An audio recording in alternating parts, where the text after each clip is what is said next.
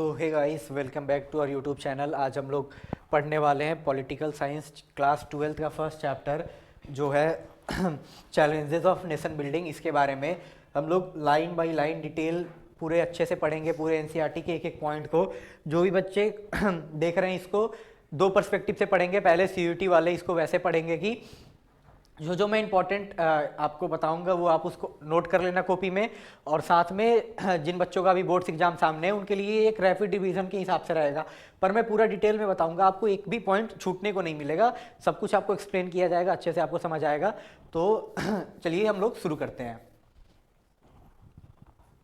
तो सबसे पहले चैप्टर शुरू हो उससे पहले चैलेंज को डिस्कस किया गया है, पढ़ते हैं। In this chapter the first few lines the first few years in the life of independent India were full of challenges. Some of the most pressing ones concerned national unity and territorial integrity. We began the story of politics in India since independence by looking at how three of these challenges of nation building were successfully negotiated in the first decade after 1947. तो इस book में हम लोग क्या पढ़ने वाले हैं लोग कि जब हमारा देश आज़ाद होता है 1947 में, तो हमारे देश को बेसिकली तीन जो चैलेंजेस होते हैं वो फेस करने पड़ते हैं। इसमें हम लोग एक एक करके पढ़ेंगे लोग कि हमारा देश उन तीनों चैलेंजेस से कैसे उभर कर आगे बढ़ता है, और फिर हम लोग आज अभी तक एज अ डेमोक्रेटिक नेशन अभी तक सर्वाइव कर रहे हैं। तो एक एक करके हम लोग पढ़ेंगे। तो पहला क्या है? Freedom came with partition, which resulted in large-scale violence and displacement and challenged the very idea of secular India. The integration of princely state into the Indian Union needed urgent resolution. The internal boundary of the country needed to be drawn afresh to meet the aspiration of the people who spoke different language. तो देखो पहला में क्या बोला जा रहा है कि जब भारत का बंटवारा होता है तो उससे क्या होता है, लार्ज स्केल वायलेंस होता है और डिस्प्लेसमेंट होता है, यानी इधर के लोग उधर जाते हैं, उधर के लोग इधर आते हैं। तो जिससे क्या हो रहा है, यहाँ पे जो हमारे सेकुलर इंडिया का आइडिया था वही चैलेंज हो रहा है। क्यों? पहली बात तो हमारा पार्टीशन ही रिलीजन के बेसिस पे हो रहा है।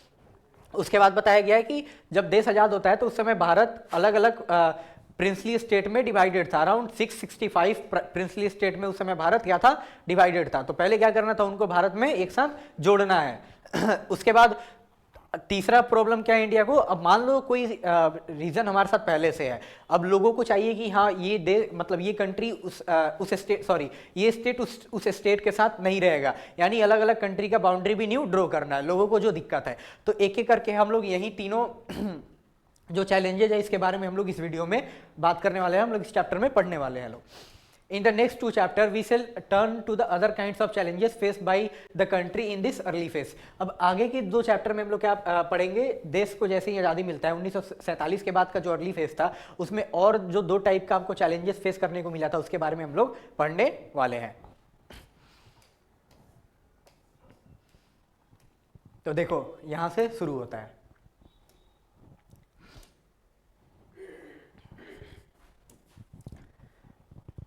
Challenges of nation building, chapter number 1 of political science class 12।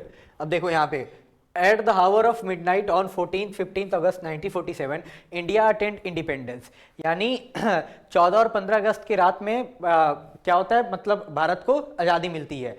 और उसके बाद Jawaharlal Nehru the first prime minister of free India address a special session of the constitutional assembly that night. जो उस समय के प्रधानमंत्री होते हैं जवाहरलाल नेहरू, यानी आज़ाद भारत के, वो क्या करेंगे, जो कॉन्स्टिट्यूएंट असेंबली है उसको वहाँ पे क्या करेंगे, एक स्पेशल सेशन में अपना स्पीच देंगे।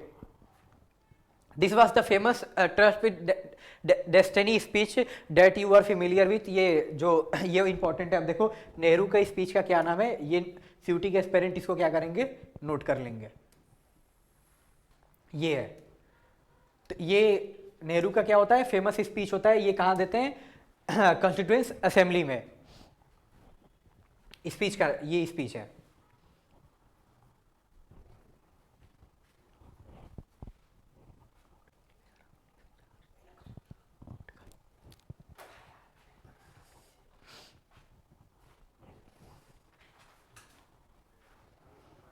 अब आगे बढ़ते हैं हम लोग।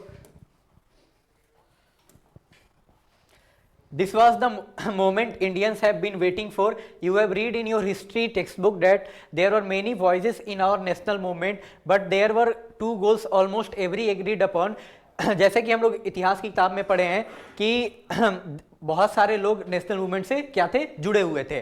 पर यहाँ पे क्या था, सबका सिर्फ दो ही टाइप का गोल था। पहला क्या है, that after independence we shall run our country through democratic government. पहला क्या है कि हम अपने देश को कैसे चलाएंगे, एक डेमोक्रेटिक गवर्नमेंट के थ्रू चलाएंगे। उसके बाद देखो दूसरा क्या है, that the government will run for the goods of all particularly the poor the socially disadvantage group. यानी दूसरा क्या रहेगा कि सरकार किसके लिए रहेगा, जो भी गरीब है और जो भी अति पिछड़े लोग हैं, जो भी डिसएडवांटेज कम्युनिटी के लोग हैं, उनके लिए सरकार काम करेगी। उसके बाद देखो आगे क्या है, now that the country was independent the time had to come to realise the promise of freedom. अब तो देश आजाद हो चुका है, तो अब देश को क्या करना है, जो ये दो प्रॉमिस किया गया था, यानी जो भी अलग अलग वॉइसेस थे उनके द्वारा, अब इसके द्वारा हमको क्या करना है, देश को चलाना है। This was not going to be easy. India was born as a nation state in a very difficult circumstances. देखो आसान तो था नहीं, क्यों, क्योंकि पार्टीशन हुआ था, वायलेंस हुआ था, जिस कारण से काफ़ी ज़्यादा मतलब जो भी लोग इससे प्रभावित हो रखे थे उनको दिक्कत था, तो ये बिल्कुल आसान नहीं होने वाला था। अब देखो, perhaps no other country by then was born in a situation more difficult than that of India in 1947। मतलब इतने हार्ड सिचुएशन में तो किसी देश को भी आज़ादी नहीं मिला था जैसे भारत को मिला था 1947 में। Freedom came with partition of the country. The year 1947 was a year of unprecedented violence and trauma of displacement. It was in this situation that independent India started on its journey to achieve several objectives. Yet the turmoil that accomplished independence did not make our leader lose sight of the multitude challenges that faced the new nation. अब देखो, freedom तो हमारे देश को मिल गया था, कब मिला था, 1947 में। और 1947 का ईयर बहुत ज़्यादा इंपॉर्टेंट क्यों है, क्योंकि एक तो हमको फ्रीडम मिला, उसके साथ अचानक से ऐसा वायलेंस था और लोगों जो लोग इधर से उधर जा रहे थे, डिस्प्लेसमेंट हुआ था, उसका ट्रॉमा भी हम लोग को था। उसके बाद क्या है पर हमको क्या करना है, हमको जो आज़ादी तो मिल गया, अब हमको अपने देश को चलाना है। Yet the turmoil accomplish independence did not make our leader. अब देखो, जो हमारे देश को आज़ादी मिला है और जो भी इस डिफिकल्टीज के साथ मिला, इसका मतलब ये तो नहीं है हमारे लीडर है इससे हार मान जाएंगे, वो क्या करेंगे, देश को चलाएंगे ही। तो जो भी मल्टीपल चैलेंजेस हमारे देश को मिल रखा है, उसी के बारे में हम लोग बात करेंगे, हम लोग पढ़ेंगे।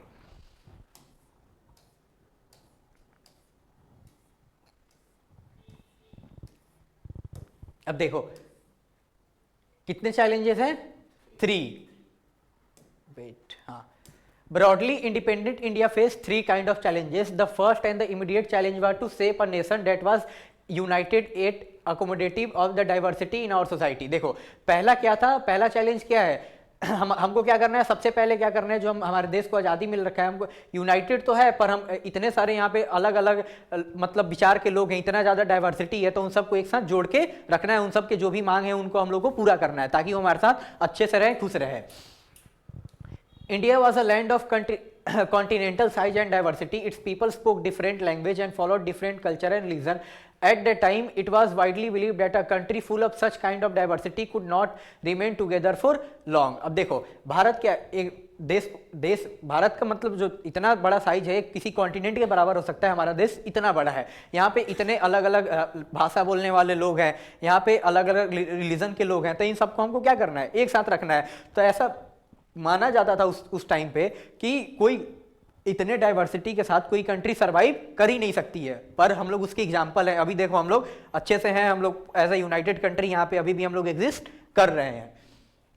The partition of the country appeared to prove everyone's worst fear. There was serious question about the future of India. Who would survive as would India survive as a unified country? Would it do so by emphasizing national unity at the cost of every other objective? Would it mean rejecting all regional and sub-national identities? And there was an urgent question: how was the integration of the territory of India to be achieved? अब देखो, उस समय हमारे पास एक तो देश को आज़ादी मिल रखा है, इतने बेकार लोगों को सिचुएशन फेस करना पड़ा है, उसके बाद हमारे पास इतने सारे सीरियस क्वेश्चन है। जैसे क्या है, सबसे पहले क्या देश हमारा एक साथ रह पाएगा, हम लोग सर्वाइव कर पाएंगे? उसके बाद क्या है, हम लोग क्या अपने जो नेशनल यूनिटी है उसको हम लोग बचा पाएंगे, जो भी हमारा नेशनल इंटरेस्ट है? उसके बाद क्या है, क्या अगर हम लोग अपने नेशनल इंटरेस्ट को बचाएंगे तो इसका मतलब ये तो नहीं जो भी रीजनल और सब नेशनल आइडेंटिटीज है, जैसे मान लो अगर कोई साउथ से तमिलनाडु से है तो उसका अपना आइडेंटिटी है, तो उसका जो आइडेंटिटी है वो अंडरमाइन तो नहीं हो जाएगा? ये सब क्वेश्चन क्या थे, लोगों के सामने थे।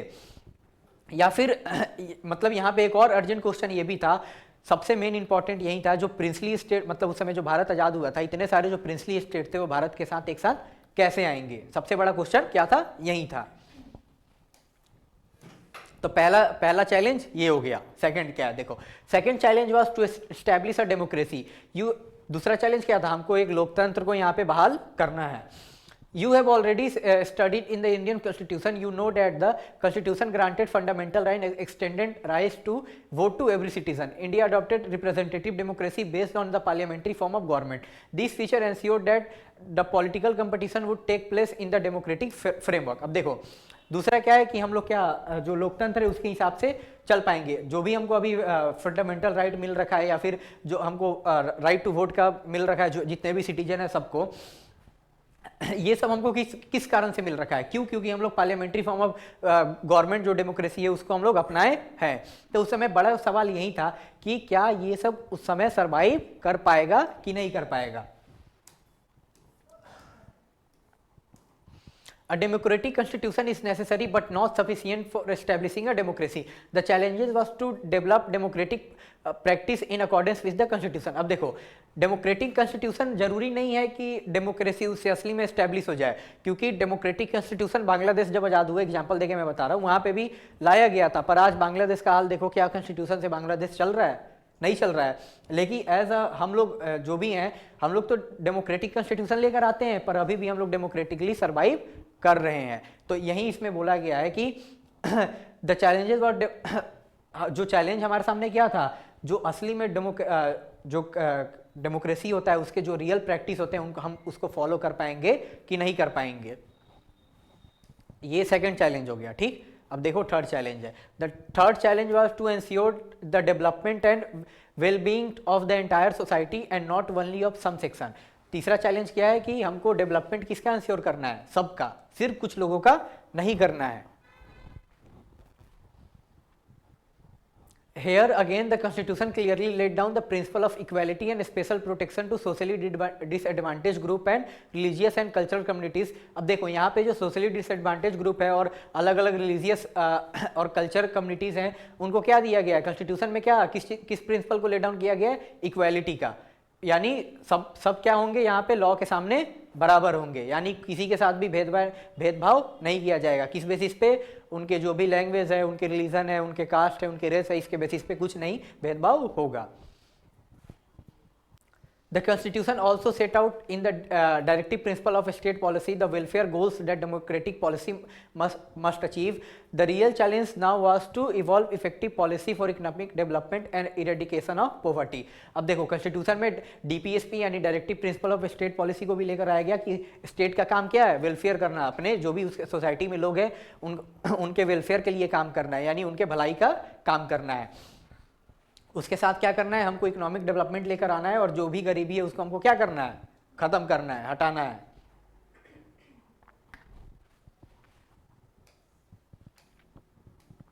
How did India respond to this challenge. अब देखो आगे हम लोग बात करेंगे कि भारत इन तीनों चैलेंजेस से कैसे पार होकर आगे उभरता है। To what extent did India succeed in achieving these various objectives set out by Constitution? The entire book is an attempt to respond to this question. अब जो भी हमारा मतलब देश है इन चैलेंजेस को कितने लेवल पे फेस करके आता है, हम लोग क्या अचीव कर पाते हैं, क्या नहीं कर पाते हैं, इसी बारे में इस बुक के बारे ये बुक बात करेगा। The book tells us the story of politics in India since independence so as to equip you with to develop your own answer to big questions like this. अब आप क्या करेंगे, इस बुक पढ़ने के बाद आपको खुद आंसर मिल जाएंगे जो इतने बड़े बड़े क्वेश्चन है आपको। In the first 3 chapter we look at how the challenges mention above were face in the early years after independence. पहले 3 चैप्टर में हम लोग क्या पढ़ने वाले हैं, एक एक जो 3 चैलेंज है उनके बारे में हम लोग पढ़ने वाले हैं कि हम लोग उसको कैसे फेस करके ओवरकम करते हैं। इन दिस चैप्टर वी अब देखो अभी इस चैप्टर का बात हो रहा है, यानी नेशन बिल्डिंग का जो चैप्टर है पहला चैप्टर, अब यहाँ से ये शुरू हो रहा है। अभी तक हम लोग पूरे पॉलिटिकल साइंस क्लास 12th का जो बुक था उसके बारे में क्या कैसे रहने वाला है उसके बारे में बताया गया है। In this chapter we focus on the first challenge of nation building that occupied center stage in recent year immediately after independence। तो वहीं जैसे मैं पहले हम लोग क्या पढ़ने वाले हैं, जितने भी प्रिंसली स्टेट थे हमारे भारत के साथ कैसे आते हैं। We begin by looking at the events that form the context of independence. This can help us to understand why the issue of national unity and security become a primary challenge at the time of independence. हम लोग इस book के इस chapter के माध्यम से हम लोग समझने वाले हैं कि जो हमारा नेशनल यूनिटी और सिक्योरिटी का जो भी चीज़ था वो हम सबसे ज़्यादा इंपॉर्टेंट देश की आज़ादी के बाद ही कैसे हो जाता है. We shall then see how India choose to shape itself into a nation united by shared history and common destiny. उसके बाद हम लोग कैसे हम लोग जानेंगे कि हम लोग एज अ नेशन एक साथ अपने जो भी अलग अलग कम्युनिटी के अलग अलग जो भी हिस्ट्री थे उसको साथ में लेके हम लोग अपने जो एक कॉमन डेस्टिनी हम लोग उसको बनाते हैं. The unity had to reflect the aspiration of people across the different region and to deal with the disparities that existed among regions and different section of people. अब देखो यहाँ पे क्या बोला जा रहा है, तो यूनिटी हमारा क्या रिफ्लेक्ट करेगा कि अलग अलग रीजन के अलग अलग टाइप के जो भी लोग हैं उनके अलग अलग भी जो भी डिस्पैरिटीज हैं यानी मतलब असमानताएं हैं वो कैसे हम लोग ओवरकम कर रहे हैं, एज अ होल हम लोग कैसे आ पा रहे हैं. In the next two chapters, we shall turn the challenges of establishing a democracy and achieving economic development to equality and justice. अगले दो चैप्टर में हम लोग क्या पढ़ेंगे कि हम लोग कैसे हम लोग डेमोक्रेसी को एस्टेब्लिश करके इकोनॉमिक डेवलपमेंट इक्वालिटी और जस्टिस के साथ हम लोग ले पाते हैं, यानी समानता और जो भी सबके लिए बराबर न्याय के साथ हम लोग इकोनॉमिक डेवलपमेंट कैसे कर पाते हैं और साथ में हम लोग कैसे डेमोक्रेसी का एस्टेब्लिशमेंट करते हैं. वो हम लोग कब पढ़ेंगे? नेक्स्ट टू चैप्टर में.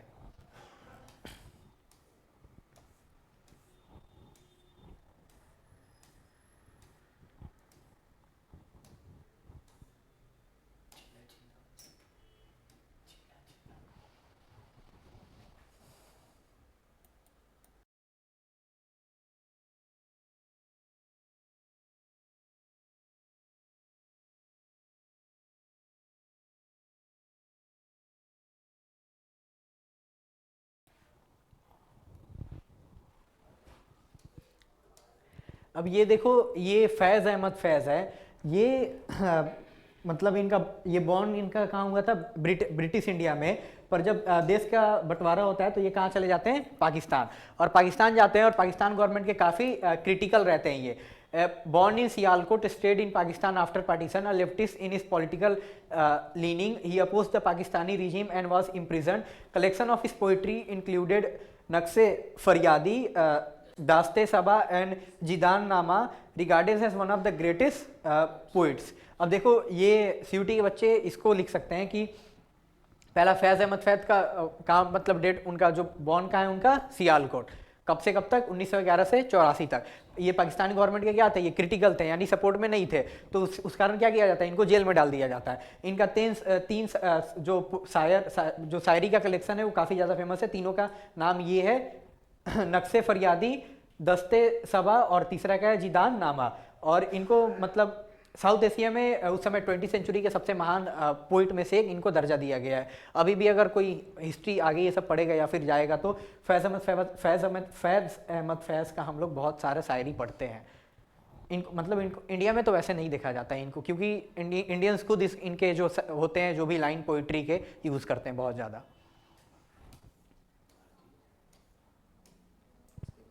अब देखो जब देश आज़ाद हुआ था तो जिन्ना का क्या स्टेटमेंट था? We should begin to work in the spirit and in courage of time of all this inequalities of the majority and minorities communities, the Hindu community and the Muslim community, because even as regardless Muslim you have Pathans, Punjabi, Shias, Sunnis and so on, and among Hindus you have Brahmins, Vaishnavas, Khatriye and Bengalis, Madrasi and so on will vanish. You are free to go to your temple, you are free to go to your mosques and any other place of worship in the state of Pakistan.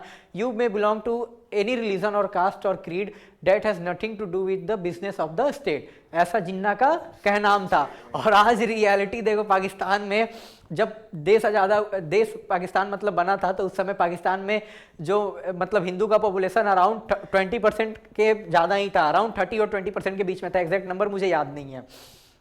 आज वो 0 point something percent रह चुका है। ये क्या बोल रहा है कि आप किसी भी रिलीजन से बिलोंग करते हो, किसी भी कास्ट से बिलोंग करते हो, किसी भी मतलब मुस्लिम में भी जैसे अलग अलग टाइप के लोग हैं उससे बिलोंग करते हो, उससे फर्क नहीं पड़ता है। ये देश किसका है? सबके लिए। आप कहीं भी जाओ उसके लिए फ्री हो। ये आपका कभी भी धर्म या फिर आपका जात या कुछ आपका नहीं देखेगा। ऐसा जिन्ना का सोच रहता है, पर इन रियलिटी आज पाकिस्तान का हालत देखो। पाकिस्तान में अभी डोमिनेट कौन कर रहे हैं? जो पंजाबी मुस्लिम है। सबसे बुरा हाल पाकिस्तान में किसका है? बलोच का है। बलोच के बाद किसका है? फिर उधर खैबर पख्तूनवा के साइड में जो है उनका है। फिर सिंधी का हो गया। मतलब कोई पाकिस्तान में आपस में मुस्लिम ही खुश नहीं है। क्यों? क्योंकि रीजन के बेसिस पे भी वहाँ पे डिस्क्रिमिनेशन है। वहाँ पे पूरे रिसोर्सेस है सिर्फ पंजाब रीजन के मुस्लिम को चला जाता है। बाकी सब मुस्लिम भी वहाँ पे आपस में सिया सुन्नी का लड़ाई है ही, सब कुछ है वहाँ पे। अहमदिया को कैसे मारा जा रहा है? अहमदिया मुस्लिम भी होते हैं, कैटेगरी होता है सब। क्या क्या आदमी था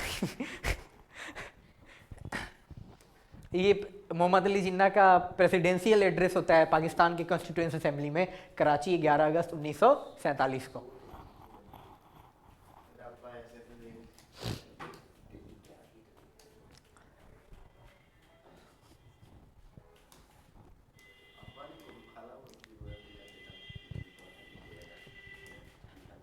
देखो सेम जैसे एक फैज़ अहमद फैज़ के बारे में हम लोग पढ़े, ये एक अमृता प्रीतम है। ये prominent Punjabi poet and fiction writer, recipient of Sahitya Akademi award, Padmashri and Jnanpith award. After partition she made Delhi और सेकेंड होम।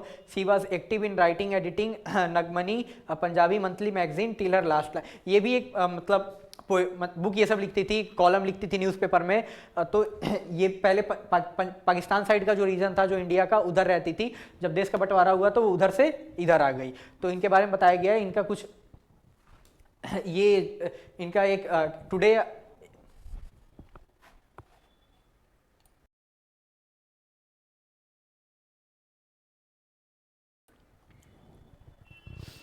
तो टुडे आई कॉल वारिसा, ये अपने बारे में ये जो बता रही है, इनका जो एक मतलब कविता के रूप में अपना स्टोरी को बयान कर रखी है। हमारे लिए उतना इंपॉर्टेंट है नहीं पढ़ना।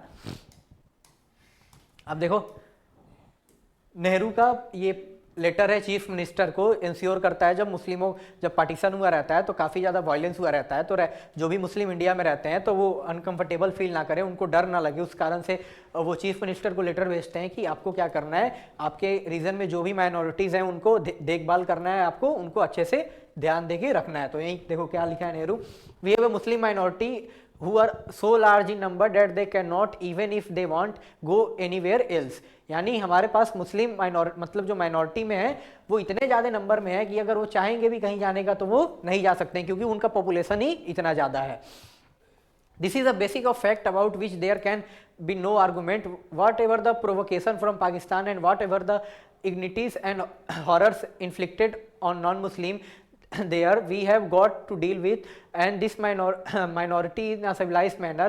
देखो क्या बोल रहे हैं नेहरू जी कि यहाँ पे जो भी नॉन मुस्लिम या फिर रह चुके हैं या फिर जो नॉन हिंदू हैं, यानी जो मुस्लिम हो गए, सिख हो गए, उनको कितना भी पाकिस्तान के साइड से जो भी उनको उधर से आएगा, गलत चीज़ फैलाया जाएगा या फिर उनके अंदर जो भी डर है, हमको उसको कैसे ठीक करना है सिविलाइज मैनर में, यानी अच्छे इंसानियत के नाते हम लोग को अच्छे से सबका देखभाल करना है, उसको उनके जो भी उनके प्रॉब्लम है उसको दूर करना है। We must give them security and the rights of citizen in democratic state. हम क्या करेंगे, उनको जो भी सुरक्षा चाहिए वो देंगे, और जो भी राइट्स एज अ सिटीजन, जो भी एक आज़ाद देश में एक सिटीजन को मिलता है वो भी राइट उनको मिलेगा। If we fail to do so, we shall have a festering sore which will eventually poison the whole blood politic and probably destroy it। अगर हम लोग ऐसा करने में फेल हो गए तो देखो उससे क्या होंगे, जो माइनॉरिटीज़ हैं वो असंतुष्ट होंगे तो क्या होगा, वायलेंस होगा तो फिर देश का जो यूनिटी है उसमें खतरा पड़ेगा, तो क्या होगा, आपस में लड़ाई होगा, जिस कारण से और ज़्यादा दिक्कत होगा। अब यहाँ से क्या होता है, फाइनली चैप्टर शुरू होगा।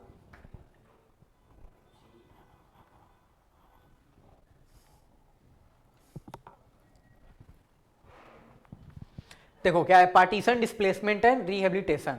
On 14 and 15 August 1947 not one but two nation state came into existence. पहला क्या है, भारत, और दूसरा पाकिस्तान, दो देश बन के निकल रहे हैं। This was the result of partition, the division of the British India into India and Pakistan. ये किसका रिजल्ट है? ये जो भारत का जो बंटवारा किया गया उसमें, उससे तो दो देश निकले, भारत और Pakistan. The drawing of the border demarcating the territory of each country mark the combination of political development that you have read about in the history textbook. According to two nation theory advanced by Muslim League, India consists of not one but two people, Hindus and Muslim. This is why it demanded Pakistan, a separate country for the Muslim. जो मतलब जो मुस्लिम league का जो to nation theory है उसके किसके द्वारा लेकर आया गया? मुस्लिम लीग के द्वारा। उसके हिसाब से क्या था? भारत में सिर्फ एक टाइप के लोग नहीं है, दो टाइप के। पहले कौन है? हिंदू और दूसरे मुस्लिम। उसी कारण से क्या होता है? पाकिस्तान का मांग किया जाता है किसके लिए? मुस्लिम के लिए। The Congress oppose this theory and the demanded for Pakistan. Congress क्या करेगी? इसको अपोज करेगी और पाकिस्तान के डिमांड को मतलब मंजूरी नहीं देगी। पर हम लोग जैसे कि इतिहास में पढ़े हुए हैं, डायरेक्ट एक्शन डे 1946 में होता है, इतना ज़्यादा वायलेंस होता है कि फाइनली कांग्रेस के जो लीडर होते हैं पटेल और नेहरू एक दूसरे को लेटर लिखकर उसमें बताते हैं कि नहीं, अब हमको इनके डिमांड को मानना पड़ेगा पाकिस्तान का। क्यों? अगर हम लोग नहीं मानेंगे तो जो वायलेंस बढ़ रहा है इससे लोग मतलब बहुत ज़्यादा स्थिति और ज़्यादा खराब होगा, जिस कारण से मजबूरी में कांग्रेस वाले मानते हैं। Separate the Congress but several political development in 1940s and political competition between Congress and Muslim League and the British role led to the decision for the creation of Pakistan। जैसे कि हम मतलब तुम लोगों को मैं पढ़ा रखा हूँ कि 1947 के ही जो सभा होता है मुस्लिम लीग का, वहाँ पे सबसे पहले क्या किया जाता है? मांग किया जाता है पाकिस्तान नाम के देश का। और सा भी जो ब्रिटिश को भी अपना मजबूरी रहता है, उसको भी तो छोड़ के जाना रहता है क्योंकि उससे यहाँ पे जो वायलेंस हो रहा है वो संभाला नहीं जा रहा है, उसको भी जल्दी से छोड़ के भागना है। तो ये सब भी रीजन के कारण और वो डायरेक्ट एक्शन डे सब मिला के क्या होता है? भारत और पाकिस्तान का बंटवारा होता है। इतिहास में हम लोग डिटेल में इसके बारे में पढ़ लिए हैं। Process of partition, thus it was decided that what was still then now known as India would be divided into two country। अभी तक जिस भारत को मतलब अभी तक जिस रीजन को हम लोग एक भारत के नाम से जानते थे, अब वो दो कंट्री में डिवाइड हो जाएगा, पहला भारत और दूसरा Pakistan. Such a division was not only very painful but also very difficult to decide and to implement। ये तो ऐसा एक तो सिर्फ पेनफुल ही नहीं था, इसको तो एक इम्प्लीमेंट करना और इसको लागू कर पाना भी बहुत ज़्यादा मुश्किल था। It was decided to follow the principle of religious majorities। This basically means that area where the Muslim were in majority would make up the territory of Pakistan, the rest was to stay with India। यानी ये कौन सा idea use किया जा रहा है? Majority का, यानी जिस रीजन में मुस्लिम ज़्यादा है वो रीजन किसको मिल जाएगा? पाकिस्तान को। और बाकी जहाँ पे हिंदू ज़्यादा है वो रीजन किसको मिल जाएगा? इंडिया को। The idea might appear simple but it presented all kind of difficulties। देखो बोलने में कितना आसान लग रहा है, पर जब किया जाएगा रियलिटी में तो कितना हार्ड होगा। क्यों? क्योंकि जहाँ पे मान लो अगर मुस्लिम मेजॉरिटी में, ऐसा तो नहीं है कि वहाँ पे माइनॉरिटी में और रिलीजन के लोग नहीं है, या फिर मान लो अगर यहाँ पे जिस रीजन में हिंदू मेजॉरिटी में, मान लो वहाँ पे मेजॉरिटी में और सिख मुस्लिम नहीं है, ऐसा तो नहीं है, वो लोग भी हैं, तो क्या करेंगे? माइग्रेट करेंगे। तो इसी के बारे में हम लोग चैलेंज मतलब बताया जा रहा है। There were two areas of concentration, one in the west and one in the east। अब ये क्वेश्चन बनता है कि इंडिया में मुस्लिम का कंसंट्रेशन दो रीजन में था, एक वेस्ट साइड में और एक ईस्ट साइड में। वेस्ट साइड में किधर? पंजाब वाले रीजन साइड, और ईस्ट साइड में किधर? बंगाल, जो बंगाल का रीजन था उधर। वेस्ट एंड उसके बाद किधर गया? हाँ, there was no way these two nations comprised two territory, West and East Pakistan separated by a long expanse of Indian boundary। Secondly, not all Muslim majority area wanted to be in Pakistan। देखो पहला क्या है कि एक पाकिस्तान बनने के लिए, United Pakistan बनने के लिए ऐसा तो था नहीं कि जो दोनों रीजन है उसको मिला दिया जाए, नहीं मिलाया जा सकता है। क्यों? क्योंकि इधर के मतलब ईस्ट पाकिस्तान वेस्ट पाकिस्तान के बीच में भारत का जो इतना बड़ा बाउंड्री है वो भी है, तो कभी एक साथ आ नहीं सकता। यानी पाकिस्तान क्या बनेगा? दो साइड उसका रहेगा रीजन, एक ईस्ट साइड और एक वेस्ट साइड। और ये भी है कि इंडिया में भी कुछ ऐसे रीजन थे जहाँ पे मुस्लिम मेजॉरिटी में थे और चाहते थे भारत वो पाकिस्तान के साथ नहीं जाना, इसलिए वो इजिली पाकिस्तान को वो भी नहीं मिल सकता था। तो चैलेंजेस ये सब थे। अब देखो यहाँ पे Abdul Ghaffar Khan, the undisputed leader of the northwest frontier province, also known as Frontier Gandhi, was strongly opposed the two nation theory। Eventually his voice was simply ignored and the northwestern frontier province was made to merge with Pakistan। अब देखो ये भी question CUT का important है, मैं दो बता रहा हूँ। पहला क्या है, पाकिस्तान दो रीजन, मुस्लिम का दो कंसंट्रेशन कहाँ था, एक पंजाब साइड और दूसरा बंगाल साइड, पहला इंपॉर्टेंट ये है। दूसरा देखो क्या रहेगा, north western frontier province India के साथ जाना चाहता था, इंडिया के साथ जाना चाहता था, पाकिस्तान के साथ नहीं जाना चाहता था। वहां के जो मेन लीडर थे खान, ये पूछा जाता है फ्रंटियर गांधी किसको बोला जाता है, तो इसका आंसर है खान अब्दुल गफार खान। इंपॉर्टेंट है, नोट करो, who is known as frontier Gandhi.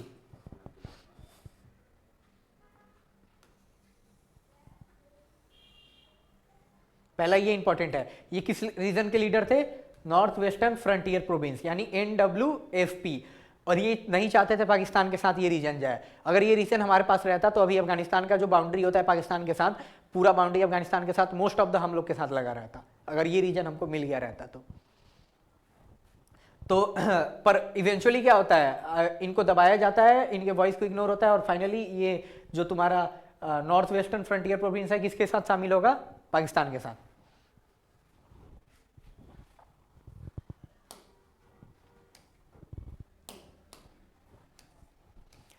The third problem was that two of the Muslim majority province of the British India, Punjab and Bengal, had a very large area where the non-Muslim were in majority. यानी देखो तीसरा problem क्या है, पंजाब और बंगाल, देखो पंजाब और बंगाल का और भी तो बड़ा सा एरिया था जहां पे नॉन मुस्लिम मेजॉरिटी में थे।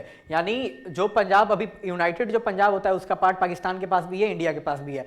जो अभी जो करंट हम लोग के पास पंजाब है, हरियाणा है, हिमाचल है, इधर कौन है मेजॉरिटी में, ये वो हिंदू हैं। तो ऐसा तो नहीं था कि पूरा पंजाब उनको दे दिया जा सकता था, क्यों, क्योंकि और साइड तो मतलब जो नॉन मुस्लिम है वो भी मेजॉरिटी में। सेम बंगाल में देख लो, जो करंट डे हम लोग का वेस्ट बंगाल स्टेट है, वहां पे मेजॉरिटी में कौन थे, हिंदू थे। तो ऐसा नहीं था कि पूरा बंगाल भी उनको मिल जाता। तो ये तीसरा टाइप का प्रॉब्लम था। Eventually it was decided that this two province would be bifurcated according to the religious majority at district और even lower level.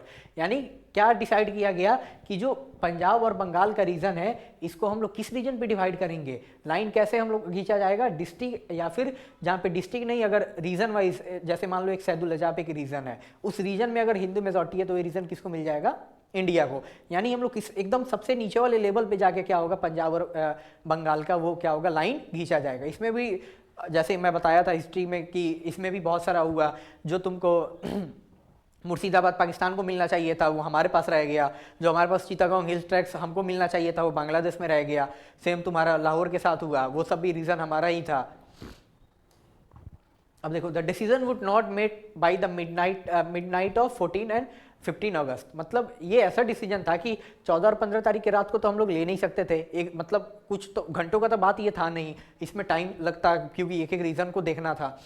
It mean that a large number of people did not know on the day of partition whether they were in India और पाकिस्तान। यही सच्चाई है कि बहुत सारे लोगों को तो पता ही नहीं है कि हम भारत में हैं या पाकिस्तान में हैं। क्योंकि जैसे एग्जांपल देखो, सेम वही मुर्शिदाबाद के लोग वहाँ पे पाकिस्तान का झंडा फहरा दिए थे। क्यों? क्योंकि वहाँ पे मुस्लिम मेजॉरिटी में थे, उनको लगा था हम लोग पाकिस्तान में चले गए हैं। पर रियलिटी में क्या हुआ, जब 17 तारीख को अनाउंस हुआ तो क्या हुआ, मुर्शिदाबाद किसके अंडर में रहा, इंडिया के अंडर में।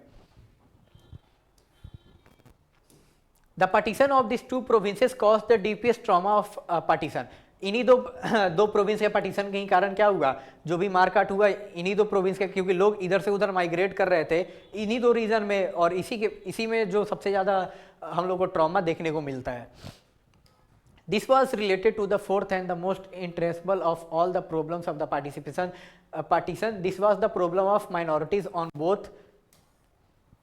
both sides of the border, lakhs of Hindu and Sikh in area that were now in Pakistan, and equally a large number of Muslim on Indian side on Punjab and Bengal, and some extent to Delhi and surrounding area, और found themselves trapped। अब देखो, जब partition हो रहा है तो जो सिख और हिंदू हैं जो तुम्हारा पाकिस्तान रीजन में रह गए हैं, या फिर जो इंडिया में मुस्लिम जो तुम्हारा पंजाब और बंगाल का रीजन हो गया, या फिर तुम दिल्ली तक ले लो एरिया, वो सब क्या फंसे हुए, उनको फंसा हुआ फील हो रहा है कि मतलब अब तो दो बंटवारा हो गया है। अब मान लो अगर कोई यहाँ के दिल्ली का कोई मुस्लिम है जो पाकिस्तान जाना चाहता है, वो तो फंसा हुआ लग रहा है, अब हम जाएँ तो जाए कैसे। तो यही सब माइनॉरिटीज़ का प्रॉब्लम था उस समय, वो फेस कर रहे थे।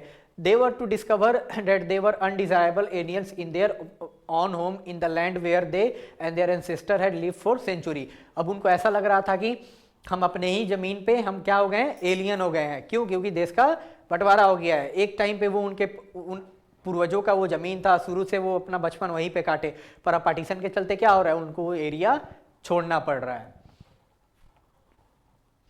As soon as it became clear that the country was going to be partitioned, the violence started at unprecedented level against communities who were lesser in number in their respective area.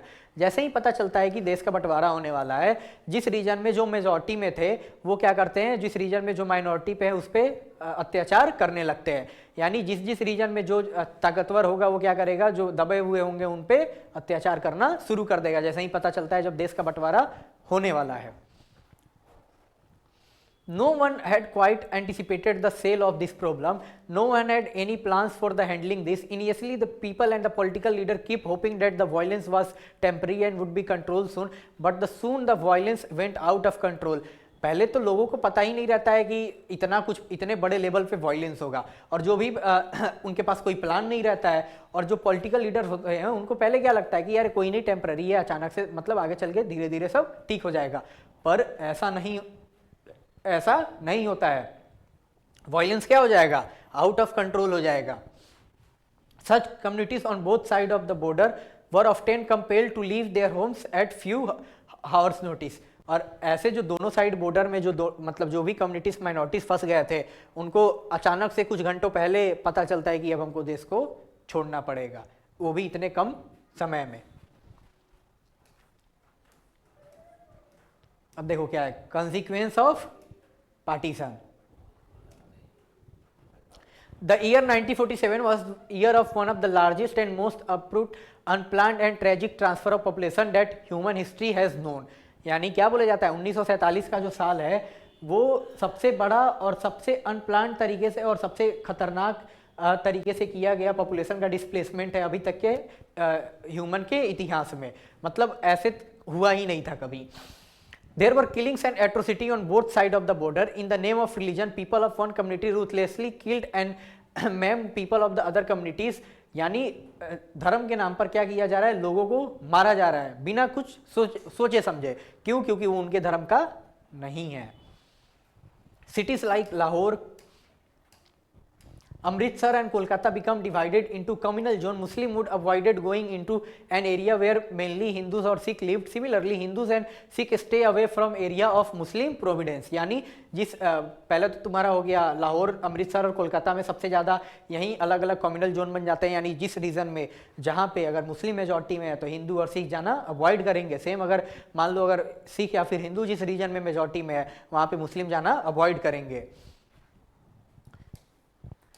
Forced to abandon their home and move across border, people went through immense suffering. Minorities on both sides of the border fled their home and often secured temporary shelter in refugee camp. अब देखो क्या हो रहा है, लोगों को मतलब अपने घर को खाली छोड़ के जाना पड़ रहा है। दोनों साइड जो भी माइनॉरिटीज दोनों बॉर्डर पे वो अपने घर को छोड़ के जा रहे हैं, और मतलब टेम्परेरली वो कहाँ शेल्टर ले रहे हैं, शेल्टर होम जो मतलब दोनों कंट्री के द्वारा बनाया गया था या फिर ब्रिटिश इंडिया के द्वारा बनाया गया था माइनॉरिटीज को देखभाल करने के लिए, वहां पे जाके वो लोग शरण ले रहे हैं।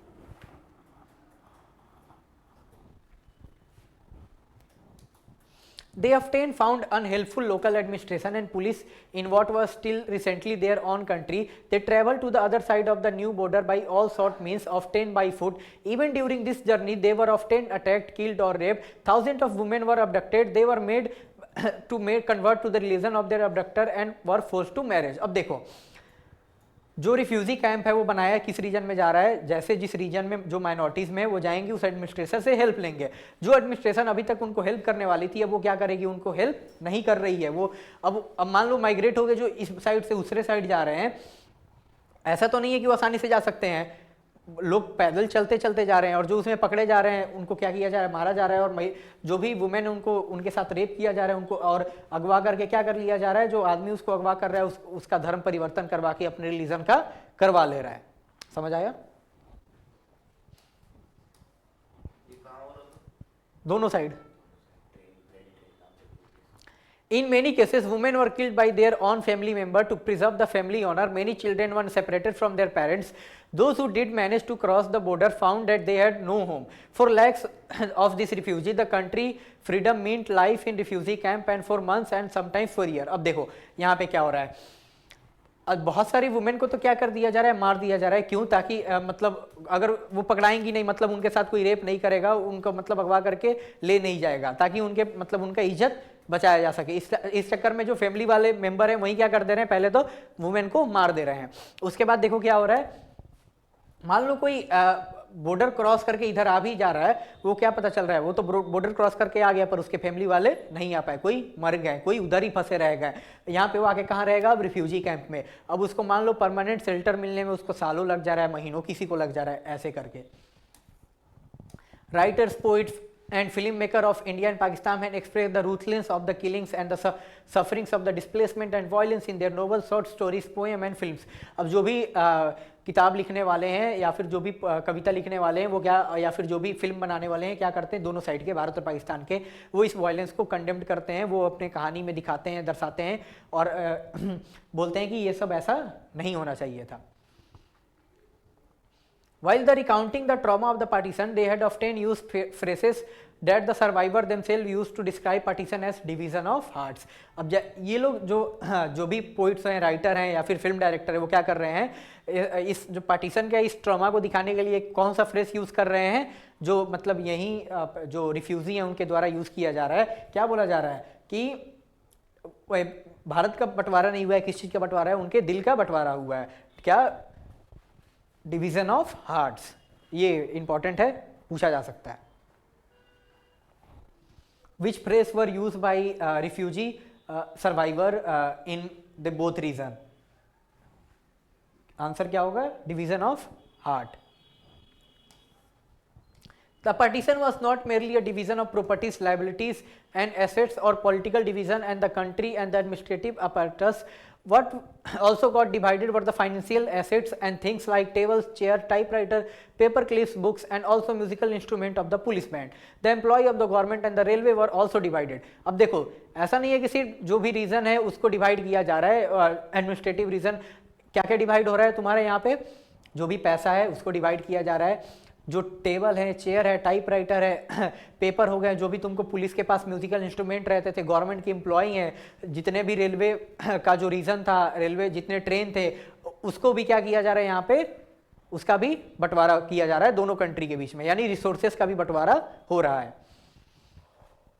Above all, it was a violent separation of communities who had hitherto lived together as a neighbor. It is estimated that partition forced about 80 lakh people to migrate across new border. Between 5 to 10 lakh people were killed in the partition related violence. अब देखो एक time पे वो सभी लोग अपने थे, अब क्या हो रहा है यहाँ पे तुम्हारा पार्टीशन के कारण बंटवारा हो रहा है और कितने अप्रॉक्स 80 लाख लोग इधर से उधर माइग्रेट करके आते हैं या जाते हैं, जिसमें 5 से 10 लाख लोग मारे भी जाते हैं। सोचो कितना ज़्यादा नंबर है, ये तो गवर्नमेंट का नंबर, रियल वाला सोचो कितना होता होगा। Beyond the administrative concern and financial strains, however, the partition poses another deeper issue.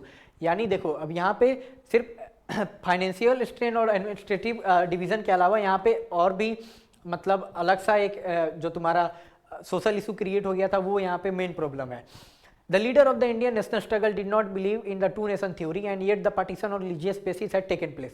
यानी क्या बोला जा रहा है, जो कांग्रेस के लीडर है वो टू नेशन थ्योरी को नहीं मानते थे, फिर भी क्या हो रहा है, रीजन के बेसिस पे यहाँ पे देश का बंटवारा हो रहा है। Did that make India Hindu nation automatically, यहाँ पे ये पूछा जा रहा है क्या इस कारण से जो भारत है इसको हिंदू मतलब हिंदू राष्ट्र बना दिया जा रहा है, मतलब ऐसा क्वेश्चन राइज हो रहा है। ऐसा तो नहीं है कि यहाँ पे माइनॉरिटीज नहीं है। Even after large scale migration of Muslim to the newly acted Pakistan, the Muslim population in India accounted for 10 to 12% of the total population in 1951। मतलब पाकिस्तान में मुस्लिम चले भी जाते हैं, उसके बाद भी जो इंडिया में रह जाते हैं उनका पॉपुलेशन कितना है, जो उस समय 1951 और 52 में भारत का जितना, अगर मान लो 100% टोटल पॉपुलेशन है तो उसका 10 से 12% पॉपुलेशन किसका है, मुस्लिम का है। अब तो अराउंड 80% के करीब में चल गया है, करंट पॉपुलेशन मतलब राइज हुआ है। So how would the government of India treat its Muslim citizen and other religious minorities, Sikhs, Christians, Jains, Buddhists, Parsis and Jews? तो यहाँ पे क्वेश्चन खड़ा हो रहा है कि जो माइनॉरिटीज़ हैं जैसे मुस्लिम, उनके अलावा सिख, क्रिश्चियन, जैन्स, बुद्धिस्ट हो गए, पारसी हो गए, ज्यूस पीपल हो गए, उनको कैसे सरकार ट्रीट करेगी। The partition had already created severe conflict between two communities. देश का बंटवारा हुआ है, उससे तो ऑलरेडी मतलब हिंदू और मुस्लिम के बीच में क्या हो गया है, दरार पड़ चुका है।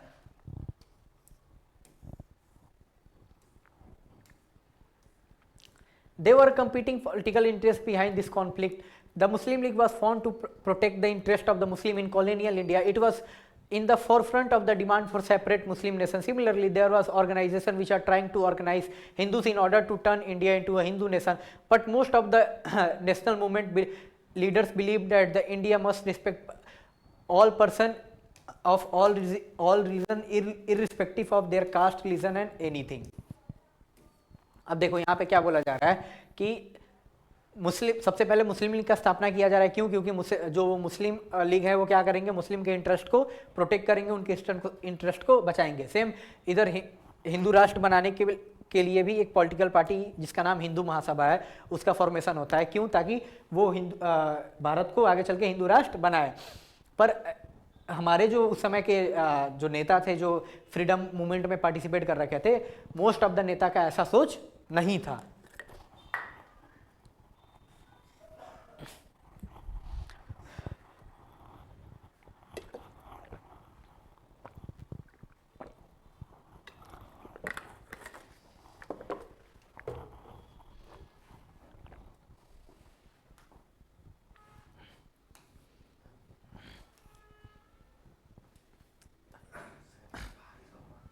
अब देखो पहले उसको खत्म करके महात्मा गांधी का नोट है वो पढ़ लेते हैं।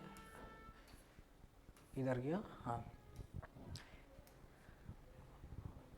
Equally and that India should not be country give superior status to adherents of one faith and inferior to those who participated in other religion। मतलब क्या बोला जा रहा है, उसी को कंटिन्यू किया जा रहा है कि भारत में ऐसा नहीं है कि हम लोग क्या करेंगे, जो एक फेथ को मान रहे हैं उनको मतलब क्या किया जाएगा, उनको सुपीरियर बोला जाएगा और जो दूसरे फेथ में मान रहे हैं उनको इंफीरियर समझा जाएगा। यानी एक को ऊंचा समझा जाएगा और दूसरे को नीचा नहीं समझा जाएगा, ऐसा नहीं था।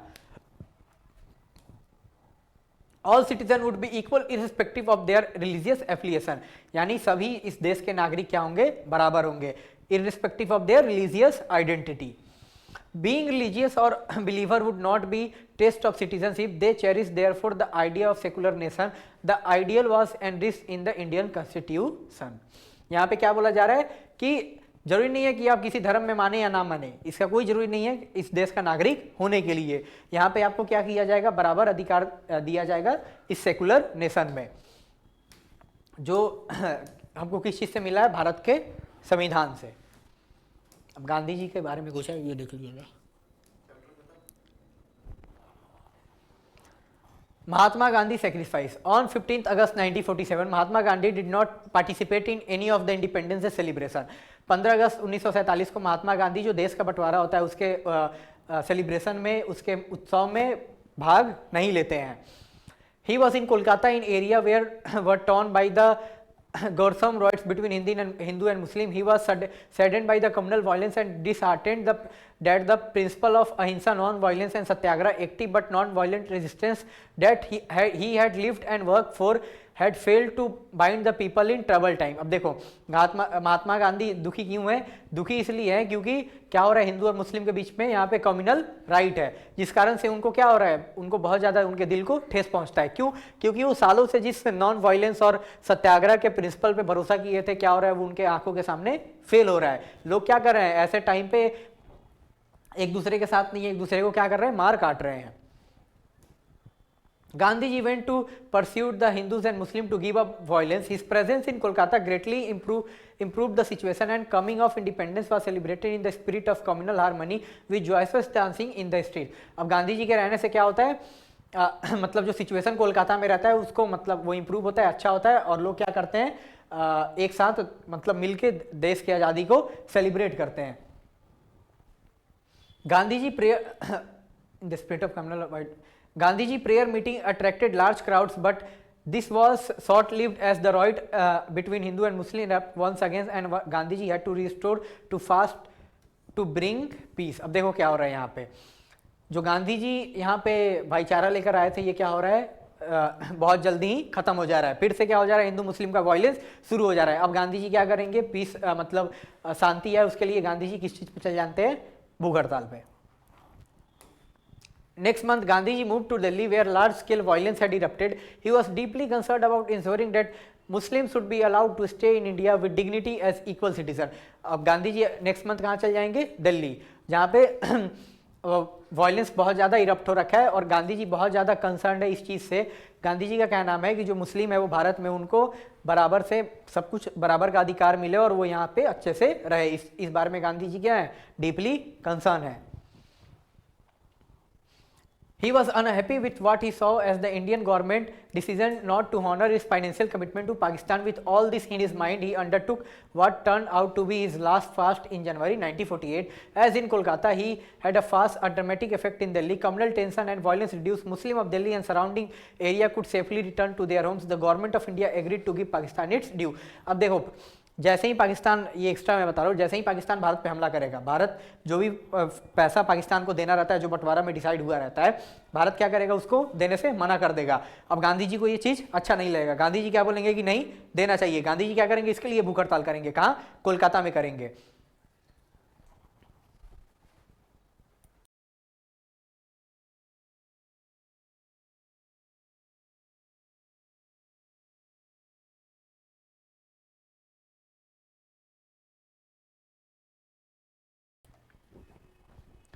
देखो, जो पैसा डिसाइड किया गया था पाकिस्तान को देने का, जो पार्टीशन हुआ था, जो भी फाइनेंशियल एसेट्स इंडिया के पास था, इंडिया क्या कर देता है, मना कर देता है। क्यों? क्योंकि पाकिस्तान हमला कर देता है कश्मीर पे, वहाँ पे लड़ाई होने लगता है। तो ये चीज़ गांधी जी को अच्छा नहीं लगता है कि हम उनको पैसा नहीं दे रहे हैं। तो भारत गवर्नमेंट, जिस समय जो गवर्नमेंट का डिसीजन सही था कि अगर हम लोग पैसा देंगे तो उससे पाकिस्तान को हम लोग फंड कर रहे हैं, और वो पैसा वो लोग इस्तेमाल किस पे करेगा, हम लोग पे, मतलब वॉर में यूज़ करने के लिए। तो गांधी जी को अच्छा नहीं लगता है। गांधी जी क्या करेंगे, ये इनका आखिरी भूख हड़ताल रहेगा, पाकिस्तान के लिए रहेगा। गांधी जी आखिरी अपना भूख हड़ताल करेंगे, पाकिस्तान के लिए करेंगे, और इसलिए करेंगे ताकि जो भी फाइनेंशियल कमिटमेंट इंडियन गवर्नमेंट का था वो पूरा कर सके। और इस कारण से क्या होता है आगे चल के, मतलब फिर समय जैसे ही बीतता है, वायलेंस कम होता है, मुस्लिम क्या करते हैं, आके दोबारा अपने घर पे वापस लौटते हैं जो गए रहते हैं, और फिर ऐसे चल के आगे कहानी बढ़ेगा। अभी देखो, Gandhi ji action were however not like by all. अब ये जो गांधी जी का डिसीजन था, ये तो बहुत लोगों के द्वारा अच्छा नहीं, मतलब नहीं पसंद किया जाएगा। Extremist in both this community blame him for their condition, despite this he continue to meet everyone during his prayer meeting. जो दोनों साइड एक्सट्रीमिस्ट लोग थे, वो क्या गांधी जी को ब्लेम किस चीज़ के लिए करते हैं कि देश का बंटवारा कौन कराया है, तो गांधी जी करा रखे हैं। इसके बावजूद भी गांधी जी क्या करते हैं, सबसे हमेशा मिलते रहते थे daily.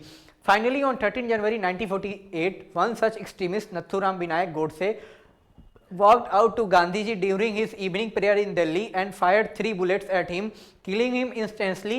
Thus ended a lifelong struggle for truth, non-violence, justice and tolerance. देखो फाइनली क्या होगा,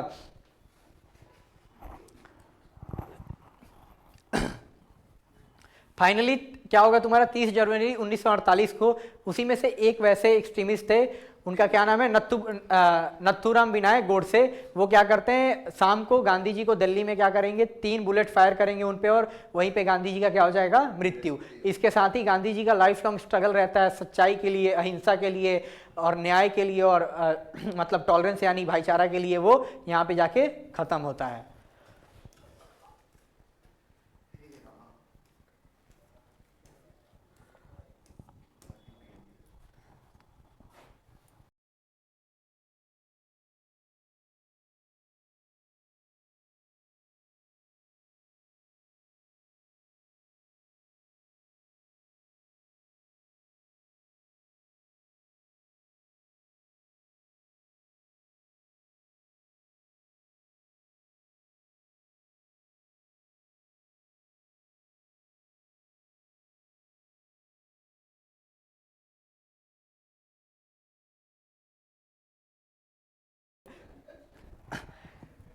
चलो अब आगे बढ़ते हैं।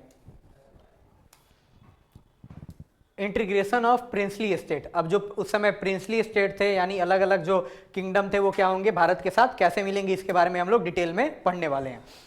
British India was divided into what were someone called the Britisher India province and the princely state. यानी जो उस समय ब्रिटिश इंडिया था, वो रीजन को कैसे कंट्रोल कर रहे थे, या फिर तो एक प्रोविंस बना दिए थे, जो मैं बताया था तुम लोगों की, अलग अलग उस समय प्रोविंस थे, 11 प्रोविंस थे, जिसमें चुनाव भी हुआ था, और वहाँ पे कुछ कांग्रेस पार्टी जीती और कुछ इंडिपेंडेंट पार्टी जीत रखी थी। और कुछ रीजन कैसे कंट्रोल कर रहे थे, प्रिंसली स्टेट का, यानी इंटरनल मैटर किसके पास था, जो भी रूलर थे उनके पास दे दिया गया था, और जो भी उनका फॉरेन अफेयर एक्सटर्नल मैटर होता था वो डायरेक्ट ब्रिटिश क्राउन, यानी पूरा रीजन को ही दो तरीका से वो हेड कर रहे थे, एक प्रोविंसेस के थ्रू और एक प्रिंसली स्टेट के थ्रू। अब देखो आगे क्या हो रहा है, the British Indian province were directly under the control of the British government. On the other hand several large and small state ruled by princess called the princely state enjoy some form of control over their internal affair as long as they accepted the British supremacy. This was called paramountcy or sovereignty of the British crown. The princely state covered 1/3 of the lands area of the British Indian Empire, and out of every 1/4 Indians live in princely state. अब देखो क्या हुआ है, एक तो वो reason है जो डायरेक्टली ब्रिटिश के कंट्रोल में है, वो कौन सा है, प्रोविंस है। दूसरा रीजन कौन सा है, प्रिंसली स्टेट। वहां पे जो इंटरनल मैटर किसके पास है, जो भी प्रिंस है उनको दे दिया गया है, बाकी सब मैटर कौन हैंडल कर रहा है, ये ब्रिटिशर कर रहे हैं। अगर कोई उसमें इफ एंड बट कर रहा है, जब तक ब्रिटिशर के सुप्रीमेसी को नहीं मान रहा है तब तक तो प्रिंसली स्टेट है, नहीं मानेगा तो वो पूरे तरीके से उसको अपने अंडर में ले लेते हैं। इसमें फिर ये बताया गया है, ये इंपॉर्टेंट चीज है, डाटा नोट करो कि प्रिंसली स्टेट टोटल कितना एरिया कवर करता था इंडिया के लैंड का, 1/3। यानी मान लो अगर इंडिया का एक टोटल पार्ट है तो उसका 1/3 पार्ट क्या है, वो प्रिंसली स्टेट है, 2/3 पार्ट प्रोविंस है और 1/3 पार्ट क्या है, प्रिंसली स्टेट है। और ये भी है कि अगर मान लो एक साथ चार इंडियन को खड़ा किया जा रहा है तो उसमें से हर एक इंडियन वो मिलेगा जो कहाँ रहता है, प्रिंसली स्टेट में, यानी बाकी 3 इंडियन किस साइड रहेंगे, प्रोविंस में, और एक किधर रहेगा, वो प्रिंसली स्टेट में। अब देखो प्रॉब्लम क्या है, the problem just before independence it was announced by the British that with the end of their rule over India paramountcy of the British crown overly princely state would also lapse। यानी जैसे ही भारत को आज़ादी मिलेगी उसके साथ साथ क्या हो जाएगा, जो ब्रिटिश क्राउन का प्रिंसली स्टेट के ऊपर जो राज था वो भी खत्म हो जाएगा। This meant that all this state, as many as 565 in all, would become legally independent. The British government took the view that this state must free to join either Pakistan or India or Pakistan or remain independence if they so wish। यानी अब देखो उस समय कितने princely state है, 565। अब 565 princely state के पास British government क्या करेगी, 2 ऑप्शन देगी, पहला या फिर आप इंडिया के साइड चल जाओ, दूसरा या फिर आप पाकिस्तान के साइड चल जाओ, और तीसरा क्या रहेगा, या फिर आप खुद से एक आजाद देश बन जाओ।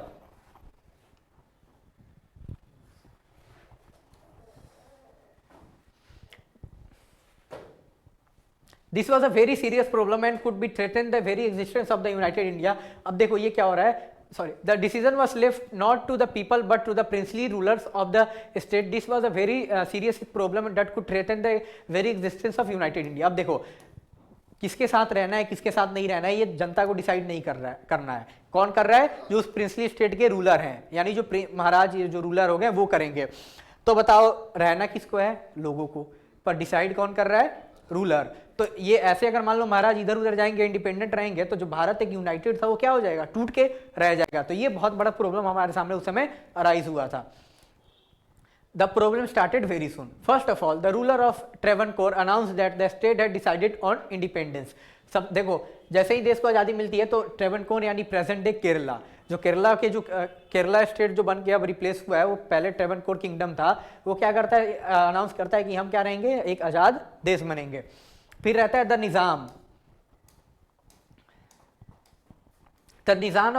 Nizam of Hyderabad made a similar announcement the next day। Rulers like the Nawab and Bengal were also advised to join the Constituent Assembly। अब देखो यहाँ पे क्या हो रहा है, सेम डिसीजन किसका रहता है, जो निज़ाम रहते हैं हैदराबाद के जो रूलर होते हैं वो बोलते हैं हम भी एक सेपरेट अलग देश बनेंगे। उसके बाद देखो क्या है, सेम वैसे ही जो भोपाल के नवाब होते हैं वो उनका डिसीजन क्या होता है कि हम भारत जो कॉन्स्टिट्यूएंट असेंबली है उसको हम लोग ज्वाइन नहीं करेंगे। This response of the ruler of the princely state mean that after independence there was a very real possibility that India would get further divided into number of small countries। मतलब अगर ऐसा princely state के ruler अगर ऐसा decision लेंगे तो सियोरिटी है, इससे क्या होगा, भारत आगे चल के छोटे छोटे प्रिंसली स्टेट में, बहुत सारे प्रिंसली स्टेट में क्या हो जाएगा, डिवाइड हो जाएगा, जो नए कंट्री बन जाएंगे। The perspectives of democracy for the people in this state also looked bleak। This was a strange situation since the Indian independence was aimed at unity, self-determination as well as democracy। अब देखो ये जो उस reason में लोग रह रहे हैं उनके लिए तो बहुत दुविधा का सिचुएशन है। क्यों? क्योंकि जो हम लोग आज़ादी ही मांग रहे थे, हम लोग का आज़ादी का मांग क्या था कि हम लोग एक साथ हम लोग मांगे थे, यूनिटी के साथ मांगे थे, हम लोग अपने लिए मांगे थे, साथ में हम लोग क्या कहा, हम लोग को आज़ादी चाहिए, डेमोक्रेसी चाहिए।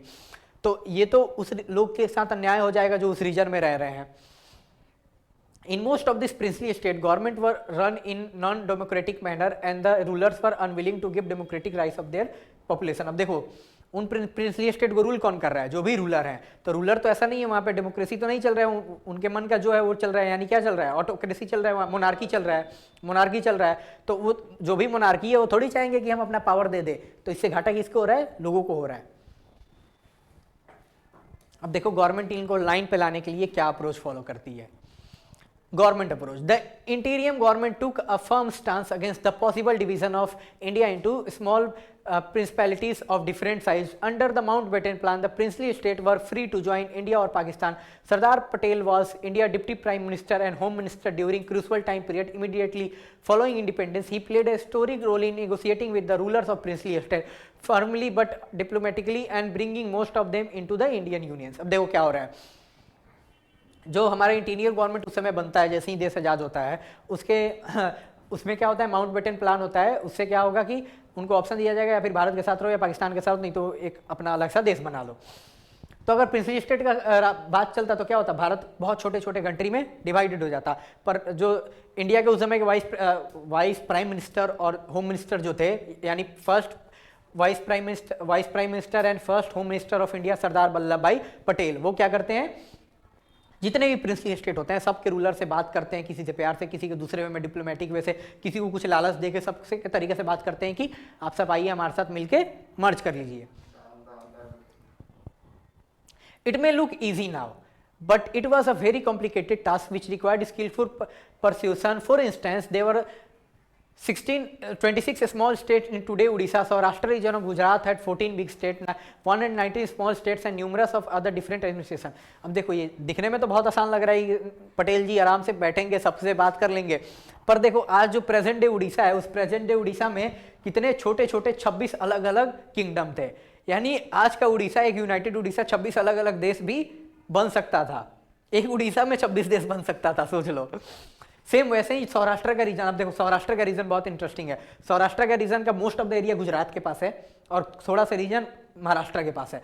तो सौराष्ट्र रीजन बहुत बड़ा है वैसे, तो उसमें 14 बड़े बड़े स्टेट थे। आज सौराष्ट्र भी स्टेट नहीं है, सौराष्ट्र खुद गुजरात के अंडर में आता है। पर देखो सौराष्ट्र से 14 अलग अलग क्या देश निकल सकते थे, जबकि आज प्रेजेंट सिचुएशन में सौराष्ट्र क्या है, गुजरात का एक पार्ट है, एक रीजन है। अब देखो उस समय कितने 119 स्मॉल स्टेट थे, एकदम छोटे छोटे बहुत, और उसके अलावा भी और छोटे छोटे रीजन में एरिया डिवाइडेड थे। The government of pros was guided by 3 consideration. अब देखो गवर्नमेंट 3 तरीका से, यानी पटेल जी 3 तरीका से क्या करेंगे, काम करेंगे। उनका पहला क्या है, firstly the people of the most princely state clearly wanted to become part of Indian union. Secondly, the government was prepared to be flexible in giving autonomy to some region. The idea was to accommodate popularity and adopt a flexible approach in dealing with the demands of the region। देखो पहला क्या है कि उस reason में जो भी princely state का रीजन है वहां पे लोग क्या चाहते थे कि वो किसके साथ जाए, भारत के साथ जाए। दूसरा क्या था कि नेहरू जी देखे कि ठीक है रूलर्स ऐसे हैं, तो नेहरू जी बोलेगी ठीक है हम लोग थोड़ा, सॉरी पटेल क्या बोलेगी, हम लोग थोड़ा फ्लेक्सिबल रहते हैं, वो लोग को अगर कुछ मांग चाहिए तो थोड़ा ऑटोनॉमी चाहिए हम उनको दे देंगे। देखना आगे मणिपुर का एग्जाम्पल आएगा, बहुत फनी एग्जाम्पल है। उसके बाद देखो तीसरा क्या है, thirdly in the background of partition which brought into forces the context over the demarcation of the territory, the integration and the consideration of the territorial boundaries of the nation had assumed supreme importance। अब देखो यहाँ पे देश को एक साथ एकजुट भी रखना है, पर यहाँ पे रीजन अलग अलग रीजन है, वो क्या चाहते हैं, अलग अलग रीजन ये चाहते हैं कि हम एक अलग सा स्टेट भी बने रहे। तो उन सबको लेके हम लोग क्या करना है, हमको नेशनल यूनिटी को मेन पॉइंट पे रख के हमको क्या करना है, सभी उनके कंसर्न को हमको सॉल्व करना है। Before 15 August 1947, peaceful negotiation have brought most of all states whose territory are contiguous to the new boundaries of India into the Indian Union. The ruler of the most of the states signed a document called Instrument of Succession, which mean that their state agreed to become a part of the Indian Union। देखो 1947 देश को आज़ादी मिलने से ही पहले most of अधिकतर जो भी प्रिंसली स्टेट के रूलर थे वो क्या होते हैं, मान जाते हैं किस चीज़ के लिए कि हाँ हम आपके साथ आ जाएंगे, एक डॉक्यूमेंट साइन करेंगे, उस डॉक्यूमेंट का नाम है, इंपॉर्टेंट है, क्वेश्चन पूछा जाता है, उसका नाम क्या है, इंस्ट्रूमेंट ऑफ एक्सेशन।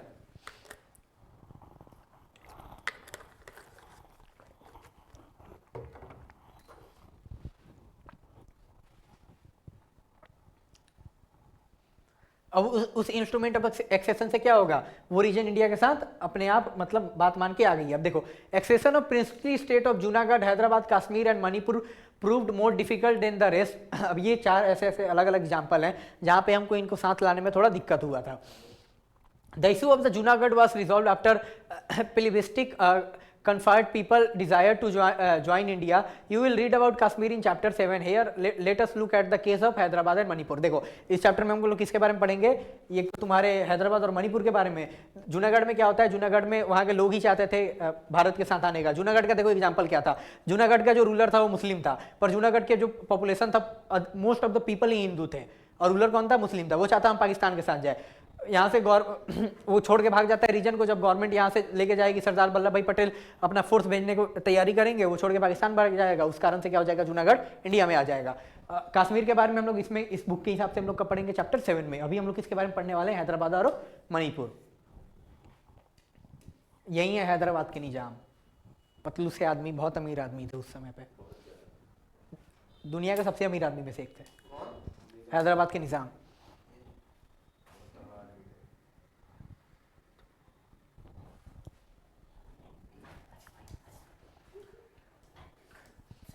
हैदराबाद देखो, हैदराबाद का example, Hyderabad the largest of the princely state was surrounded entirely by Indian territory. Some parts of the old Hyderabad states are today part of Maharashtra, Karnataka and Andhra Pradesh. Hyderabad एक बहुत बड़ा रीजन था, ठीक है, हैदराबाद बहुत बड़ा रीजन था, और हैदराबाद प्रेजेंट डे अभी इसके रीजन जो हैदराबाद जो सल्तनत था उसके किसके पार्ट में, महाराष्ट्र, कर्नाटक और आंध्र प्रदेश। सीयूटी का क्वेश्चन है, इधर देखो इंपॉर्टेंट है। हैदराबाद का जो रीजन है किस किस स्टेट के पास अभी है, महाराष्ट्र के पास है, कर्नाटक के पास है और आंध्र प्रदेश के पास है। Its ruler carried the title Nizam, और ये भी क्वेश्चन पूछा जाता है हैदराबाद के रूलर कौन सा टाइटल यूज करते थे, तो आंसर होगा निजाम का। And was one of the world richest man, उस समय वो क्या थे, दुनिया के सबसे अमीर आदमी में से एक थे। The Nizam wanted an independent status for Hyderabad. He entered into what was called the standstill agreement with Indian government in November 1947 for a year while negotiation with the Indian government were going on. अब देखो, ये चाहते थे कि हैदराबाद क्या हो, एक independence country बने, पर क्या करते हैं, ये एक एग्रीमेंट इंडियन गवर्नमेंट के साथ नवंबर 1947 में साइन करते हैं, स्टैंड स्टिल एग्रीमेंट, जिसमें रहता है कि हमको 1 साल का टाइम दो, हम आपके साथ नेगोशिएशन करते हैं, बात करते हैं, बातचीत से हम लोग अपना जो भी मसला है उसको सॉल्व करेंगे। अब इसमें वो कहानी दिया नहीं गया है, पर देखो क्या होगा, जो तुम्हारे निज़ाम है वो क्या करेंगे, दिया गया है, मतलब ये चाहते थे वैसे पाकिस्तान के साथ जाना, वो या फिर इनका था कि हम पाकिस्तान के साथ जाए, नहीं तो हम इंडिपेंडेंट रहे, इनका 2 ही चीज़ था। अब देखो आगे क्या है। In the meantime, a movement of the people of the Hyderabad against the Nizam ruled gathered force. The peasantry in the Telangana region in particular was the victim of the Nizam oppressive rule and rose against him. अब देखो, निज़ाम stand still agreement से 1 साल का time मांगे हैं। अब ये 1 साल के टाइम में क्या हो रहा है कि तो वहाँ पे जो मेन हिंदू मेजॉरिटी में थे, हिंदू चाहते थे कि भारत से आए, वो क्या कर देंगे, इनके खिलाफ रिवॉल्ट शुरू कर देंगे। और वहाँ पे जो भी किसान थे उनका काफ़ी ज़्यादा बुरा हाल था, क्योंकि निज़ाम का जो भी बहुत ऑपरेसिव रूल था, मतलब लोग के वो दबा के रखते थे। आगे देखो क्या कर रहे हैं। Women who had seen the worst of this operation joined the movement in large number. Women भी जो इसके सबसे बड़ी शिकार थी, वो क्या करती है वो क्या करेगी,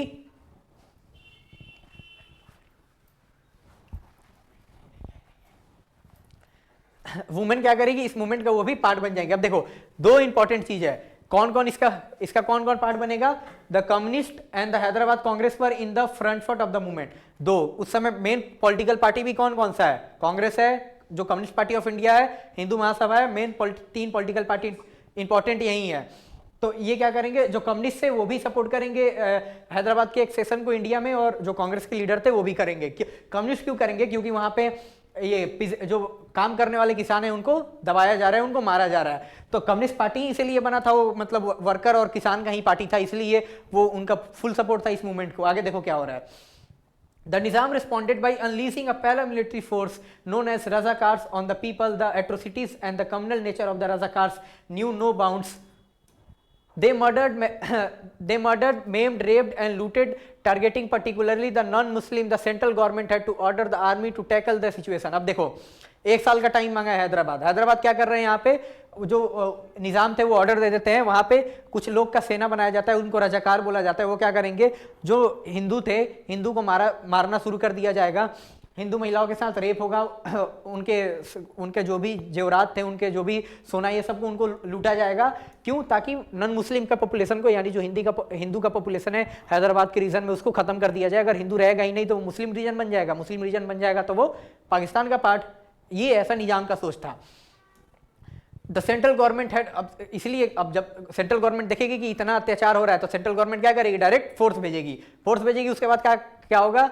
जो निजाम थे उनका काम तमाम हो जाएगा। इन सितंबर 1948 Indian army moved into control the Nizam force. After a few days of intermediate fighting, the Nizam surrender. This led to Hyderabad succession to India. Indian army जाएगी, कुछ दिन के अंदर में ही क्या हो जाएंगे? निजाम अपने आप को अपना सरेंडर कर देंगे और इसके बाद क्या हो जाएगा? हैदराबाद भारत का पार्ट बन जाएगा। 2 का पढ़ना था, हैदराबाद हो गया। अब आता है मणिपुर का, बहुत इंटरेस्टिंग स्टोरी है, देखो सब फनी है।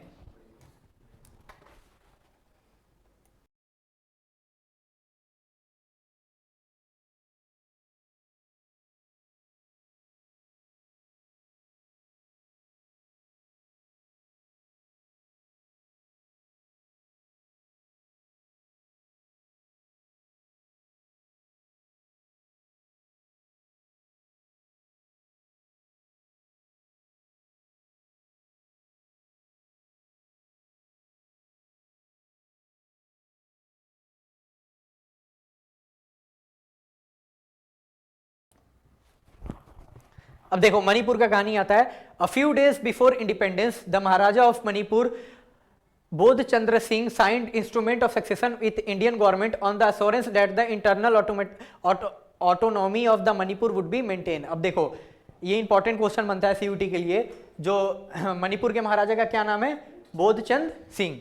और ये क्या करेंगे? इंडियन गवर्नमेंट के साथ आज़ादी से पहले एक इंस्ट्रूमेंट ऑफ सक्सेशन साइन करेंगे। उसमें क्या इनका मेन मांग रहेगा कि इंटरनल ऑटोनॉमी मेरे हिसाब से चलेगा, यानी इंटरनली मैं अपने हिसाब से रूल करूंगा, एक्सटर्नल मैटर आप देखेंगे। यानी जो फॉरेन पॉलिसी, सेना, ये सब का आपका काम रहेगा, बाकी जो भी लॉ बनाना होगा रीजन में मेरे हिसाब से चलेगा। इससे देखो क्या होगा। Under the pressure of the public opinion the Maharaja had election in Manipur in June 1948. The state became a constitutional monarchy. Thus, Manipur was the first state of India to hold electoral election based on universal adult franchise. अब ये भी question बनता है, India के किस ऐसे राज्य में यूनिवर्सल एडल्ट फ्रेंचाइज यानी वोटिंग राइट सबको irrespective of their religion caste सबको दिया गया है, मैन और वुमेन सबको, कौन सा स्टेट बनता है? वो बनता है मणिपुर। कब होगा ये इलेक्शन? जून 1948 में। इंपॉर्टेंट बनता है सीयूटी के लिए। और देखो ये कैसा टाइप का रहेगा? Constitutional monarchy. पूछो क्यों? क्योंकि इनको तो ऑटोनॉमी दिया गया है। अभी भी उस मणिपुर स्टेट का मेन हेड कौन है? महाराजा है। और तो वो तो लोगों के प्रेशर में चुनाव करते हैं। तो चुनाव किस चीज का होता है? महाराजा के नीचे का जो पोस्ट उसमें बनेगा, वहां पे चीफ मिनिस्टर का मान लो बन गया, उस पोस्ट का चुनाव होता है। लेकिन मेन हेड कौन है? अभी भी महाराजा है। तो इसलिए इसको कॉन्स्टिट्यूशनल मोनार्की बोला जाएगा। In the Legislative Assembly of Manipur, there was sharp differences over the question of merger of Manipur with India. While the state Congress wanted the merger and the other political parties were opposed to this. अब देखो मणिपुर में चुनाव हुआ तो मणिपुर में member चुने जाएंगे तो वहां पे कांग्रेस पार्टी भी चुनाव लड़ेगी। तो कांग्रेस पार्टी के जो मेंबर जीत के गए रहते हैं असेंबली में, उनका क्या कहना रहता है? हमको भारत के साथ पूरी तरीके से मिल जाना चाहिए। पर और पॉलिटिकल पार्टी के जो मेंबर गए रहते हैं वो इसके फेवर में नहीं रहते हैं, वो क्या करते हैं? इसको अपोज करते हैं।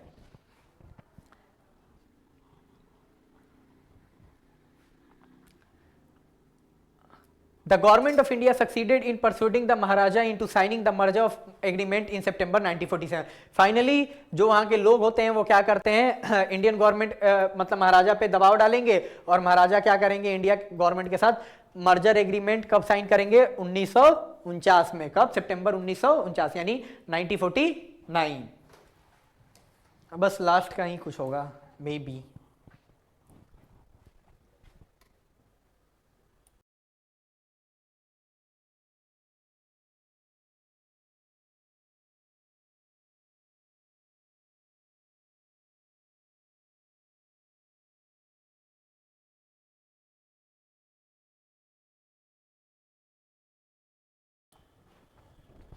अब देखो क्या है, रीऑर्गेनाइजेशन ऑफ स्टेट्स। अभी जो भी स्टेट बन गए हैं क्या होगा, उनका बाउंड्री एडजस्टमेंट होगा। The process of nation building did not come with the end of partition and integration of princely state. अब देखो जो हमारे नेशन बिल्डिंग का प्रोसेस है वो सिर्फ पार्टीशन और जो हम प्रिंसली स्टेट को अपने में मिला लिए उससे खत्म नहीं होता है। अब आगे देखो क्या हो रहा है। Now the challenge was to draw the internal boundaries of the Indian state. अब सबसे बड़ा चैलेंज क्या है, जो भारत के जो भी रीजन साथ में आ गए हैं उनका बाउंड्री हमको बनाना है, यानी अलग अलग राज्यों को बाउंड्री हमको निर्धारित करना है।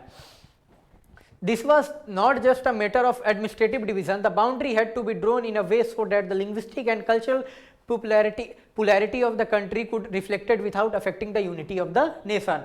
अब हमको बाउंड्रीज को कैसे ड्रॉ करना है, इस बेसिस पे हमको ड्रॉ करना है कि हमारा जो एज अ यूनिटी है वो हमारा यूनिटी भी क्या हो, उस पर कोई प्रभाव ना पड़े, और हम लोग लिंग्विस्टिक बेसिस पे और जो भी लोग के बीच में अलग अलग टाइप के लोग थे उनके लिए अलग अलग रीजन का भी हम लोग डिवाइड कर दे, पर ऐसे इससे हमारा जो यूनिटी था वो भी हमारा खराब नहीं होना चाहिए।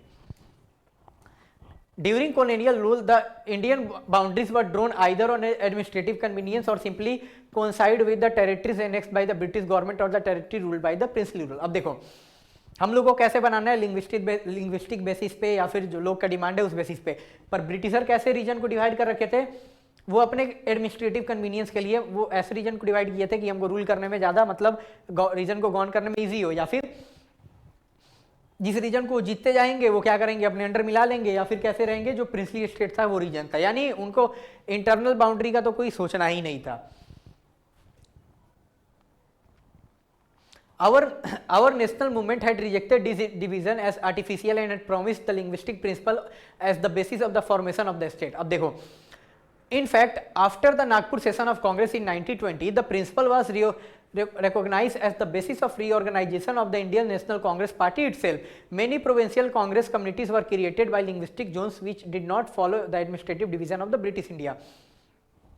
हमारे जो भी नेशनल मूवमेंट के जो भी लीडर थे वो शुरू से डिसाइड करके रखे थे, वो क्या सोचे थे कि हम कैसे स्टेट के बाउंड्री को करेंगे, लिंग्विस्टिक बेसिस पे रखेंगे। अब तो देश को आज़ादी मिल गया है तो वो जो प्रॉमिस पहले किए थे वो प्रॉमिस उनको निभाना पड़ेगा।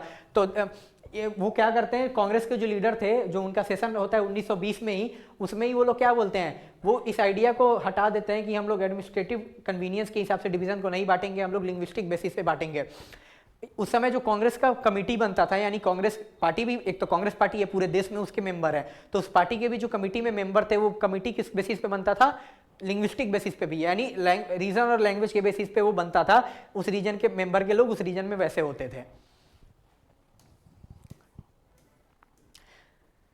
Things changed after independence and partition. Our leader felt that the carving out state on the basis of language might lead to disruption and reintegration. It was also felt that this would draw attention away from other social and economic challenges that the country face. अब देखो जैसे ही देश को आज़ादी मिलता है तो अब लीडर को क्या लगता है कि नहीं, जो हम लोग सोचे थे हम लोग को ऐसे नहीं करना चाहिए। ऐसा उनको इसलिए लगता है, ये सोचते हैं कि अगर ऐसा हम लोग करेंगे तो मान लो जो रीजन हम लोग के साथ एक साथ यूनाइटेड है हमसे कहीं अलग तो नहीं हो जाएगा, तो उनको ऐसा डर था। और वो कहते हैं कि हम लोग इन चीज़ों पे बाद में ध्यान देंगे, हम लोग सबसे पहले क्या करते हैं, जो लोग गरीब हैं, जो डिसएडवांटेज लोग हैं, उन पे पहले ध्यान देते हैं, उनके लिए काम करते हैं, उसके बाद ये सब चीज़ किया जाएगा।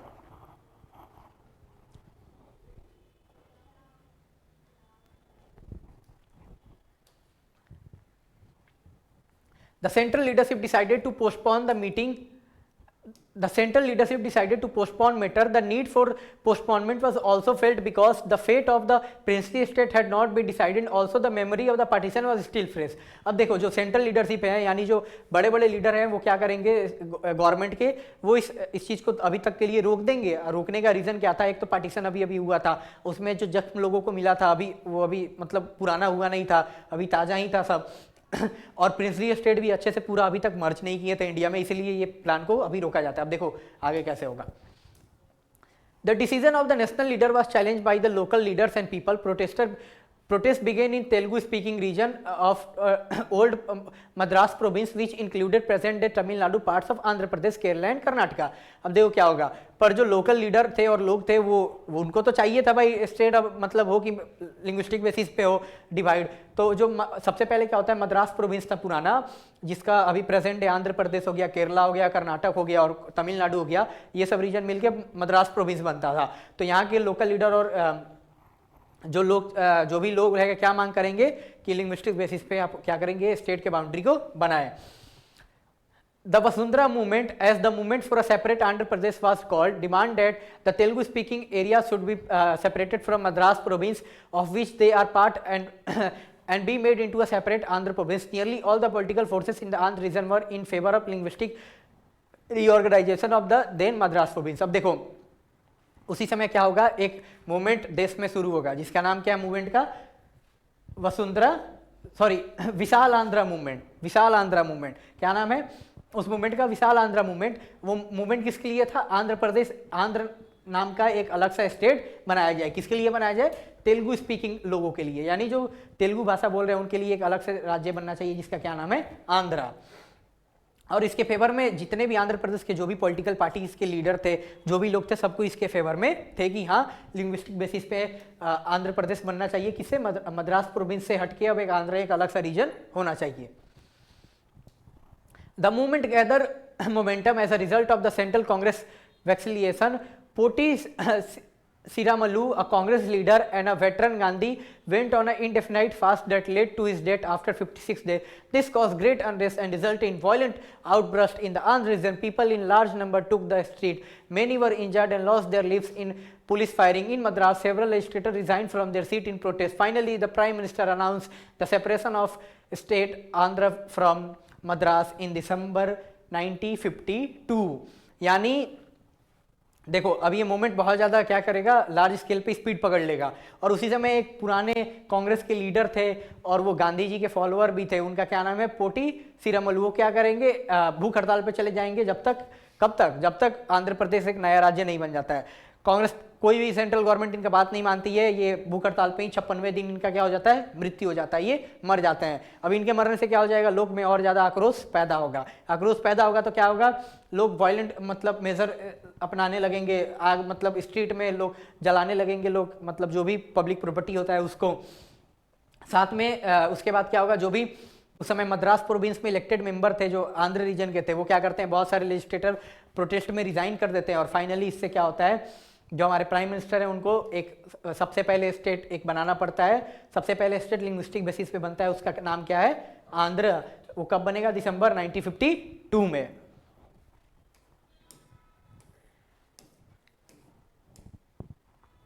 अब देखो एक इंपॉर्टेंट चीज है, ये देखो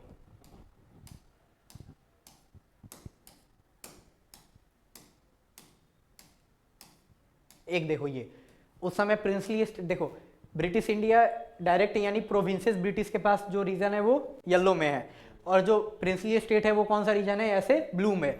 तो देखो कितने सारे मतलब प्रिंसली स्टेट के रीजन है, मणिपुर में कितना सारा हो गया, उड़ीसा में कितना सारा हो गया, हैदराबाद का खुद एक था प्रिंसली स्टेट। तो ये मैप उस चीज़ का है। इधर देखो बलूचिस्तान भी प्रिंसली स्टेट ही था, ये इधर गिलगिट का सॉरी ये इधर गिलगिट का रीजन भी क्या था, प्रिंसली स्टेट था। इस समय गिलगिट किसके अंडर में आता था, जो महाराजा हरि सिंह थे कश्मीर के, उन्हीं के। अब दूसरा मैप दिखा रहे हैं उनको,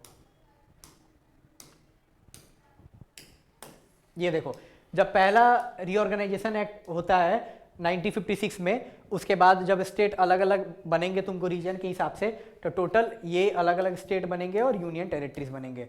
टोटल शायद 14 स्टेट और 6 यूनियन टेरिटरी बनते हैं। और उसका कहानी यहाँ पे है, उसके बाद ये चैप्टर खत्म हो जाएगा, ज़्यादा नहीं होगा मेरे हिसाब से, बहुत कम होगा। ब्रेक चाहिए 5 मिनट का।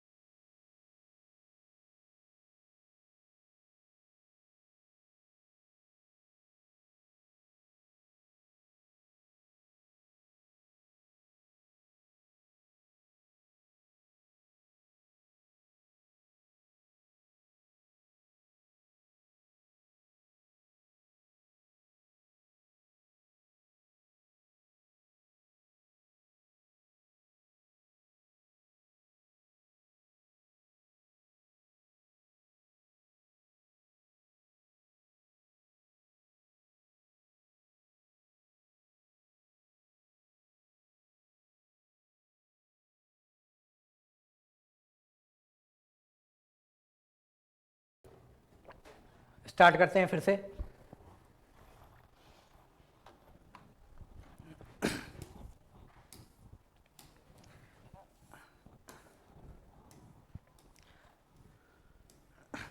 अब देखो, the formation of Andhra spurt the struggle for making of other state on linguistic line in other parts of the country. अब देखो, जैसे ही आंध्र प्रदेश का फॉर्मेशन होगा, आंध्र प्रदेश के फॉर्मेशन से क्या हो रहा है कि और भी जो रीजन थे वो क्या चाहते थे, लिंग्विस्टिक बेसिस पे स्टेट का बाउंड्री अलग अलग चाहते थे, वो भी क्या करेंगे, अब मांग करने लगेंगे कि अब हमारा भी रीजन उस हिसाब से बन जाना चाहिए। तब इसके आगे देखो कैसे कहानी बढ़ेगा। The struggles force the central government into appointing the State Reorganization Commission in 1953 to look into the question of redrawing the boundaries of the state।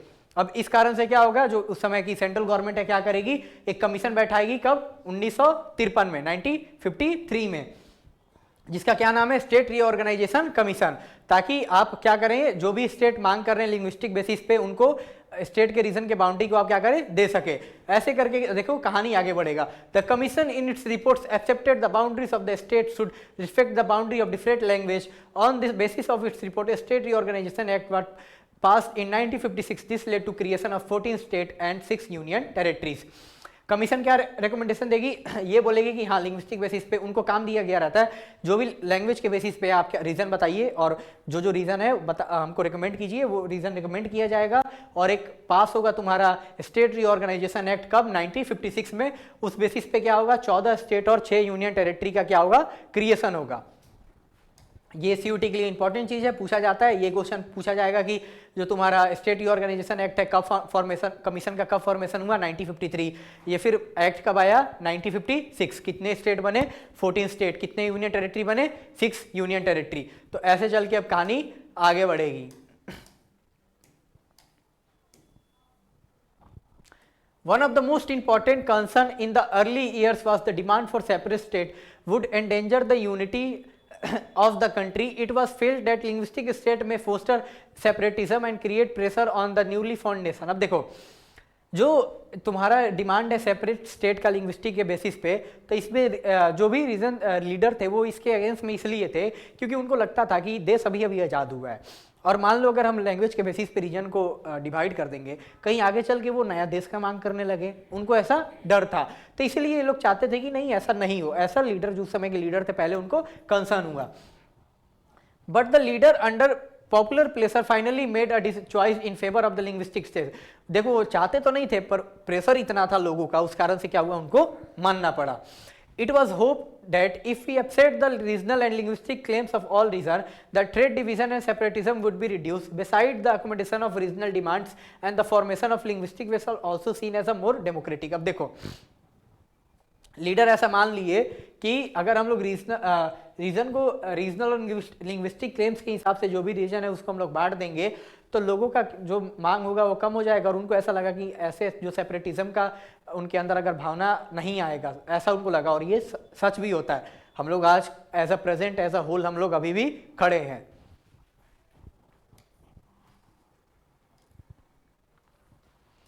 Besides the accommodation of regional demand and the formation of linguistic states were also seen as a more democratic। अब जो leader थे उनकी इस मांग को क्या लगा कि हाँ ठीक है, ये एक डेमोक्रेटिक वे ही है। Now it is more than 50 years since the formation of the linguistic states, we can say that the linguistic states and the movements for the formation of these states changed the nature of democratic politics and leadership in some basic way। The path to politics and the power was now open to people other than the small English speaking elite। Linguistic reorganization also gave some uniform basis to drawing the state boundaries। अब देखो, इस book, ये जब book लिखाया है, मतलब क्या कितना 50 साल हो गया इस, जब ये बुक लिखा रहा था, उस हिसाब से जब ये लेटेस्ट अपडेटेड होगा, तो इस अपडेटेड बुक के हिसाब से ये क्या बोल रहा है, 50 साल हो गया जब से हम लोग रीजन को किस बेसिस पे डिवाइड किए हैं, तुम्हारा लिंग्विस्टिक बेसिस पे। अभी तक हम लोग साथ नहीं है, और हम लोग एक साथ मजबूत हुए हैं। और क्या हुआ है, हम लोग लिंग्विस्टिक बेसिस पे स्टेट को डिवाइड किए, उससे क्या हुआ है कि जो नॉर्मल ऑर्डिनरी लोग थे वो भी चुनाव में आए हैं। सिर्फ इंग्लिश बोलने वाले ही जो कुछ इलाइट पर्सन थे वो इसमें नहीं पार्टिसिपेशन ले रहे हैं। अब ये सबके लिए खुला है, यानी उनका क्या कहना है कि लिंग्विस्टिक के बेसिस पे जो देश को बाउंड्री हम लोग ड्रॉ किए हैं स्टेट्स का, उससे हमको फायदा हुआ है, घाटा नहीं हुआ है, ये सच्चाई भी है। It did not lead to disintegration of the country as many as feared earlier. On the contrary, status strengthen national unity. देखो सही बात है जो लीडर को लगा था पहले कि हम लोग अलग अलग पार्ट में डिवाइड हो जाएंगे अगर हम लोग लिंग्विस्टिक बेसिस पे कर देंगे डिवीजन, ये तो गलत साबित हुआ ना। हम लोग तो साथ है, एक साथ है, अच्छे से हैं। तो ये हमारे नेशनल यूनिटी को और क्या किया है, एक साथ यूनिटी लाया, एक साथ और जोड़ा है हम लोग को। Above all, linguistic states underline the acceptance of the principle of diversity. When we say that India adopted democracy, it does not simply mean that India embraced a democratic constitution, nor doesn't it merely mean that India adopted a format of election. The choice was larger than that. It was a choice in favor of reorganizing and accepting the existence of different which could at times be oppositional. Democracy, in other words, was associated with polarity of ideas and ways of lives. Much of the politics in the late period was to take place within this framework. अब देखो क्या यहाँ पे क्या बोला जा रहा है, जो जब हम लोग लिंग्विस्टिक स्टेट्स के आइडिया को हम लोग जब मानते हैं तो हम लोग क्या करते हैं, जो हमारा डाइवर्सिटी है उसको हम लोग और ज़्यादा अपने अंदर जो मतलब स्टेट है उसको हम लोग और ज़्यादा अच्छे से हम लोग फैलाते, मतलब वो बढ़ता ही है हम लोग का। इससे देखो क्या हो रहा है, जब देश हमारा संविधान अडॉप्ट कर रहा है, कॉन्स्टिट्यूशन अडॉप्ट कर रहा है, कॉन्स्टिट्यूशन अडॉप्ट करना इंडिया के लिए सिर्फ ये मतलब नहीं था कि हमारे यहाँ चुनाव होगा या फिर हम लोग एक कॉन्स्टिट्यूशन लिख दिए लोग उसी हिसाब से रहेगा। इसका मतलब ये था कि हम लोग हर एक आदमी का बात सुनेंगे, हम लोग हर एक रीजन अलग अलग जो तुम्हारे लैंग्वेज के बेसिस पे अलग अलग डिफरेंसेस थे या फिर जो भी कास्ट या रिलीजन के बेसिस पे हम लोग सबके बात को सुनेंगे, फॉलो करेंगे। ऐसे चल के हमारा क्या होगा, देश एक मतलब असली में इन रियल डेमोक्रेसी हमारे लिए ये होगा। तो ये बताया गया, ऐसे यहाँ से चैप्टर समाप्त होता है। पर उससे पहले हम लोग एक चीज़ देख लेंगे जो ये लास्ट दे रखा है। चैप्टर वैसे हम लोग का समाप्त हो चुका है, अब देखो ये आखिरी है, ठीक है। The acceptance of the principle of linguistic state did not mean, however, that all states immediately became linguistic state. देखो हम linguistic states के हिसाब से रीजन को बांटने का मतलब ये नहीं था कि सभी रीजन को हम लोग क्या कर देंगे, लैंग्वेज के हिसाब से अलग अलग रीजन हम लोग क्रिएट कर देंगे। अभी भी बहुत सारा रीजन है जो लैंग्वेज के हिसाब से वो किसी ना किसी स्टेट का पार्ट है ही। देखो यहाँ पे क्या हो रहा है, there was an experiment of bilingual Bombay state organising concepts of Gujarati and Marathi speaking people. After a popular registration the state of Maharashtra and Gujarat were created in 1960। अब देखो कितना अच्छा एग्जाम्पल दिया है। सबसे पहले आंध्रा कब क्रिएट हो रहा है, 1952 में। क्यों, किसके लिए, तेलुगु पीपल के लिए। पर एक एक्सपेरिमेंट किया गया, क्या किया गया, क्या बनाया गया, तुमको बॉम्बे स्टेट बनाया गया। बॉम्बे स्टेट में दो लैंग्वेज बोलने वाले लोग थे, एक गुजराती और एक मराठी। पर ये आइडिया क्या हो जाता है, फेल हो जाता है, लोग प्रोटेस्ट करते हैं और फाइनली 1960 में क्या होता है, दो स्टेट क्रिएट हो रहा था, पहला महाराष्ट्र और दूसरा गुजरात। मराठी स्पीकिंग पीपल के लिए महाराष्ट्र और गुजराती स्पीकिंग पीपल के लिए गुजराती स्पीकर के लिए क्या होगा, गुजरात। ये सीयूटी के लिए इंपॉर्टेंट चीज है, एक एक चीज इसमें ध्यान देने के लिए। In Punjab also there was two linguistic group, Hindi speaking and Punjabi speaking. The Punjabi speaking people demanded a separate state, but it was not granted with other state in 1956. Statehood for Punjab came 10 years later in 1966, when the territory of today's Haryana, Himachal Pradesh was separated from the larger Punjab state. अब देखो पंजाब में भी दो type के लोग रहते थे, एक जो हिंदी बोलने वाले थे और एक पंजाबी बोलने वाले थे। तो लिंग्विस्टिक के बेसिस पे पंजाब स्टेट का भी अलग अलग रीजन को भी अलग अलग स्टेट नहीं बनाया गया। जब 1956 में सब स्टेट को बनाया गया, पंजाब से जब हिमाचल और तुम्हारा हरियाणा बना, कब बन रहा है, 10 साल बाद बन रहा है, यानी 1966 में। यानी हिंदी बोलने वाले लोगों के लिए क्या बन रहा है, हरियाणा और हिमाचल बन रहा है, और पंजाबी बोलने के लिए पंजाब स्टेट जो है, ये भी सीयूटी के लिए इंपॉर्टेंट है। Another major reorganization of the state took place in north east in 1972। Meghalaya was carved out of Assam in 1972। अब देखो, अब 1972 में कुछ सीरीज ऑफ स्टेट अलग होंगे नॉर्थ ईस्ट में, क्योंकि पहले नॉर्थ ईस्ट में पूरा रीजन ही सब किसके अंडर में था, असम के अंडर में आता था, जितने भी अलग अलग स्टेट थे। अब इसी में सबसे पहले क्या होगा, मेघालय कब निकलेगा तुम्हारा, 1972 से, असम से ही। Manipur and Tripura to emerge as a separate state in the same year. Same 1972 में ही उसी टाइम पे मणिपुर और त्रिपुरा भी एक अलग स्टेट बनेंगे। किससे, वो भी निकलेंगे असम से। The state of Mizoram and Arunachal Pradesh came into being in 87। कुछ साल बाद मिजोरम और अरुणाचल प्रदेश भी नए राज्य बन जाएंगे, कब, 1987 में। Nagaland had become a state much earlier in 1963। यानी सबसे पहले नागालैंड एक स्टेट बन चुका था, कब, 1963 में। Language did not however. अब देखो यहाँ पे अभी तक स्टेट किस बेसिस पे बन रहे हैं, लैंग्वेज के बेसिस पे, पर अब देखना यहाँ पे डिस्पैरिटी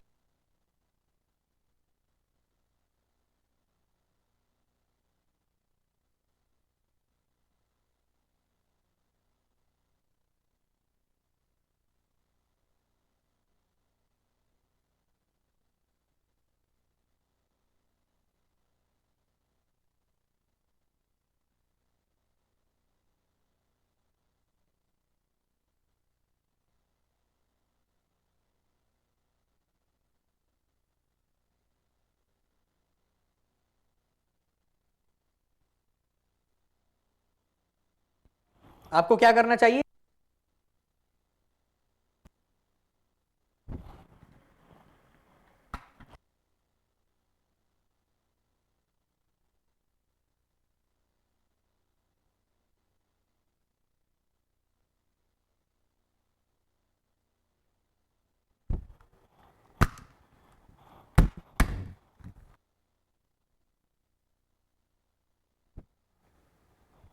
हेलो हेलो। तो ये मांग रहता है। अब देखो लास्ट क्या है, अब आगे ऐसे ही चल के कौन कौन सा स्टेट बनेगा, छत्तीसगढ़ बनेगा, उत्तराखंड बनेगा, झारखंड बनेगा, कब बनेगा 2000 में।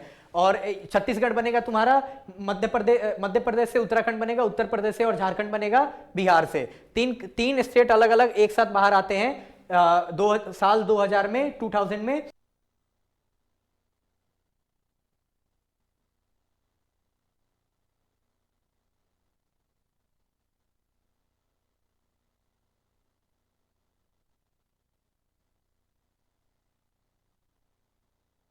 आगे चल के तेलंगाना बनेगा न्यू स्टेट, कब तुम्हारा बनेगा 2 जून।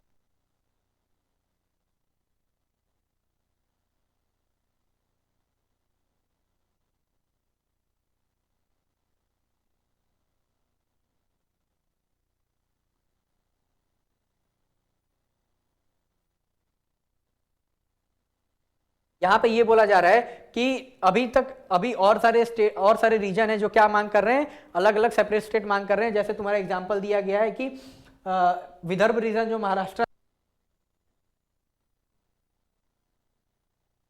जो वेस्टर्न यूपी के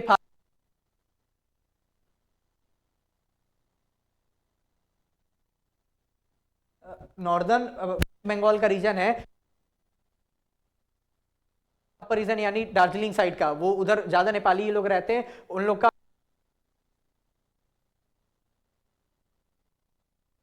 बिहार और यूपी के रीजन मिलाकर एक जो तुम्हारा ईस्ट,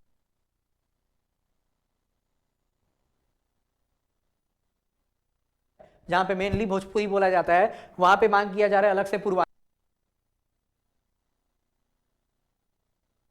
बुंदेलखंड का रीजन जो तुम्हारा आगरा है उसका कैपिटल का मांग किया जा रहा है, आगरा कैपिटल रहेगा, और एक बुंदेलखंड का रीजन दिया जाए। अब बुंदेलखंड का रीजन पड़ता है तुमको मध्य प्रदेश और उत्तर प्रदेश में। उसके अलावा तुमको मांग किया जा रहा है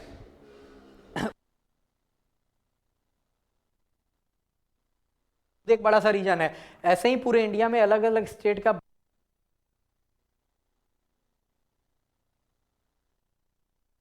ऐसे हमारा आज का चैप्टर समाप्त होता है। ये आज के लिए क्लास 12